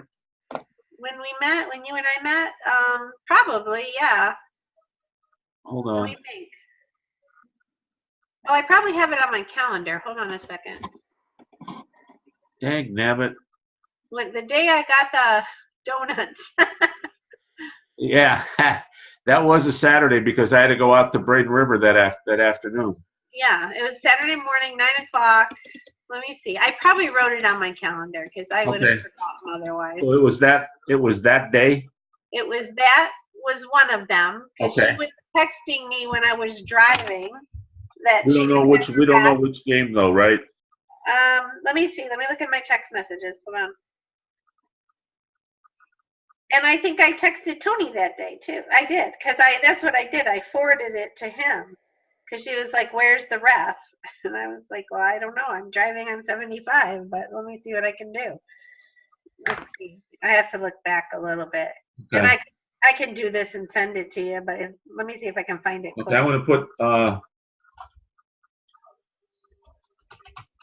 And then it was I think I just found it. Oh no, this is a question about Cass. A minute. We don't know which age group though. I have so many darn messages. Okay, here's one. Yeah, November 4th, game number 3560, U11s. 35. 60. Okay. And I think I want to say it was the weekend before that. And let me look. Referees didn't show for today's game. Okay, so that was November 4th. And then before that was, because she says that day, she says, "Here we go again. I have no ref." So then it had to have been the week before. And that was, oh yeah, I still have the text. That was October 22nd. Do you know if I'm going to have refs at Blackstone? It is 11:27 and I still have no referee. What's Blackstone? Minnesota's fields. Okay. So that was October 22nd, and then. We know the game number? She doesn't tell me that one. Oh, but wait, let me keep reading this. I said to her, what happened with this game? And she said, oh, okay, so that was the Sunday game that she was worried because she didn't have somebody on Saturday. So Saturday was the 21st, game number 3553, U14 competitive. Oh, 2 games. So 3553 was U11, and then. Wait a minute, 3553 was U11, not 14? Yeah, sorry. And then her 3 o'clock game was U14, and that was game number 2018. And number 2018, 14U. But I think at that point she was saying, am I going to have refs for those games? Right. And then because on the 21st, she said it is 12:15 and I do not have a ref for my U16 Division 1 team. I will have the same ref do this game as well. So wait, so there must have been another one. Huh. Yeah, so it all was that weekend, the 21st. I don't think she definitely didn't have it for the 16s at 12:15. And I don't know the game number. I'd have to look it up. And then she was worried that she had 2 more games the following day. Would she have refs? And that's the 11s and the 14s that I just told you. Right. And oh, she was worried about the 11s and the 14s on the 22nd. On the 22nd. Okay, so it's the 16 U's at 12:15 that had no referee. Right. And then let's see. Do you know if I'm going to have referees? Okay, so then on the 22nd, she says she still didn't have a ref at 11:27. The game must have been at 11, I'm assuming, right? And then I said, what happened with this game? Time is 11:27. No ref showed. So yeah, so she didn't have them on that day either. Okay, for gotcha. the well, one of the games, either the 11s or the 14s. She doesn't tell me which one it is. I'm just going to tell them both didn't show. Yeah. That's all. I'm on the date. You're getting copied on this too, so. Yeah, because then she says, oh, well, it was the morning game that he didn't show up. Because then she says, am I going to have a ref at 3 o'clock? And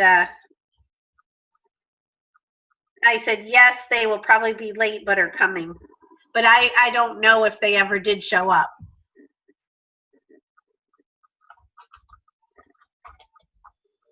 Well, do we have game cards for them? Here, let me. Yeah, she sent me all the ones that the referees, our refs, didn't show. She sent me the game report so I could post the score. Well, but I'm saying that the referees in question filed a game report and got soccer. Probably not, because she was pulling people from her club to do the reffing. So 3560. Let me see. They wouldn't have had probably a way to enter it. Nope. 3560. No game report. Yeah. Let's go 3553. Getting to be an expert at this shit. Yeah, probably none of them are going to have game reports. That's pretty damn scary if I can quickly whip this crap together, you know. I think you're right. Let me get the last one in. Ah, crap. Hold on. 18 copy.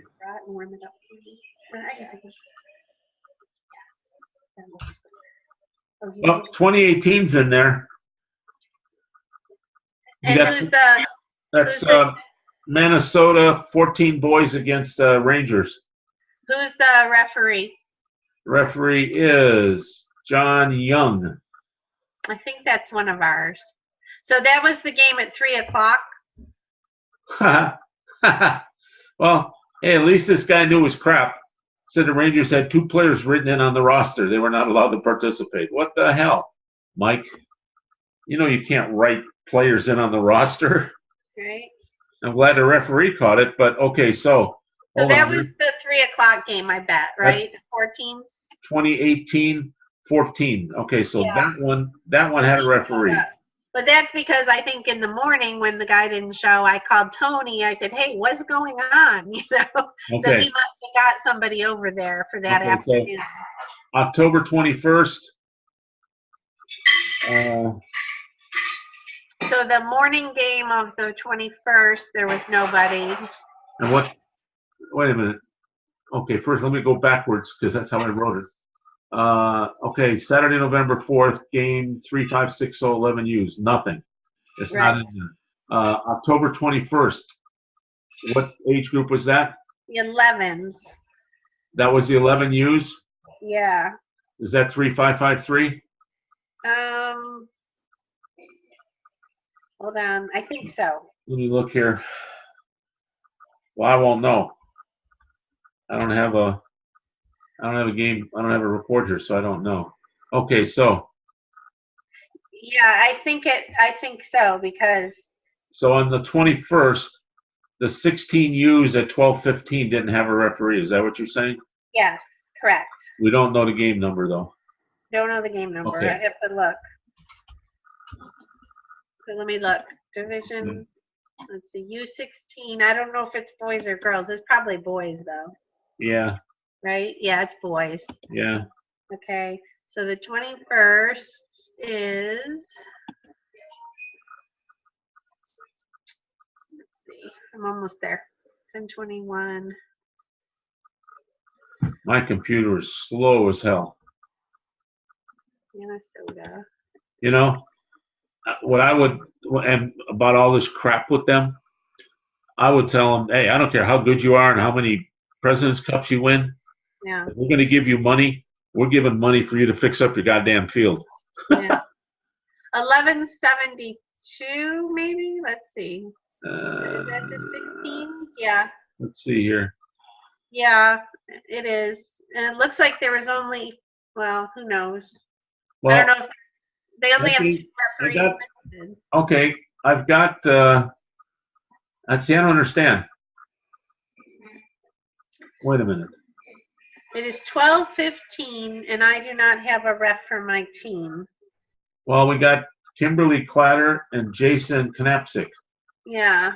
doing the So game. maybe there was one earlier, because she said, I will have the same ref do this game as well. Okay, so So the 16s played earlier. somebody played before them, and she must have not had a ref. We ain't gonna be able to find that out.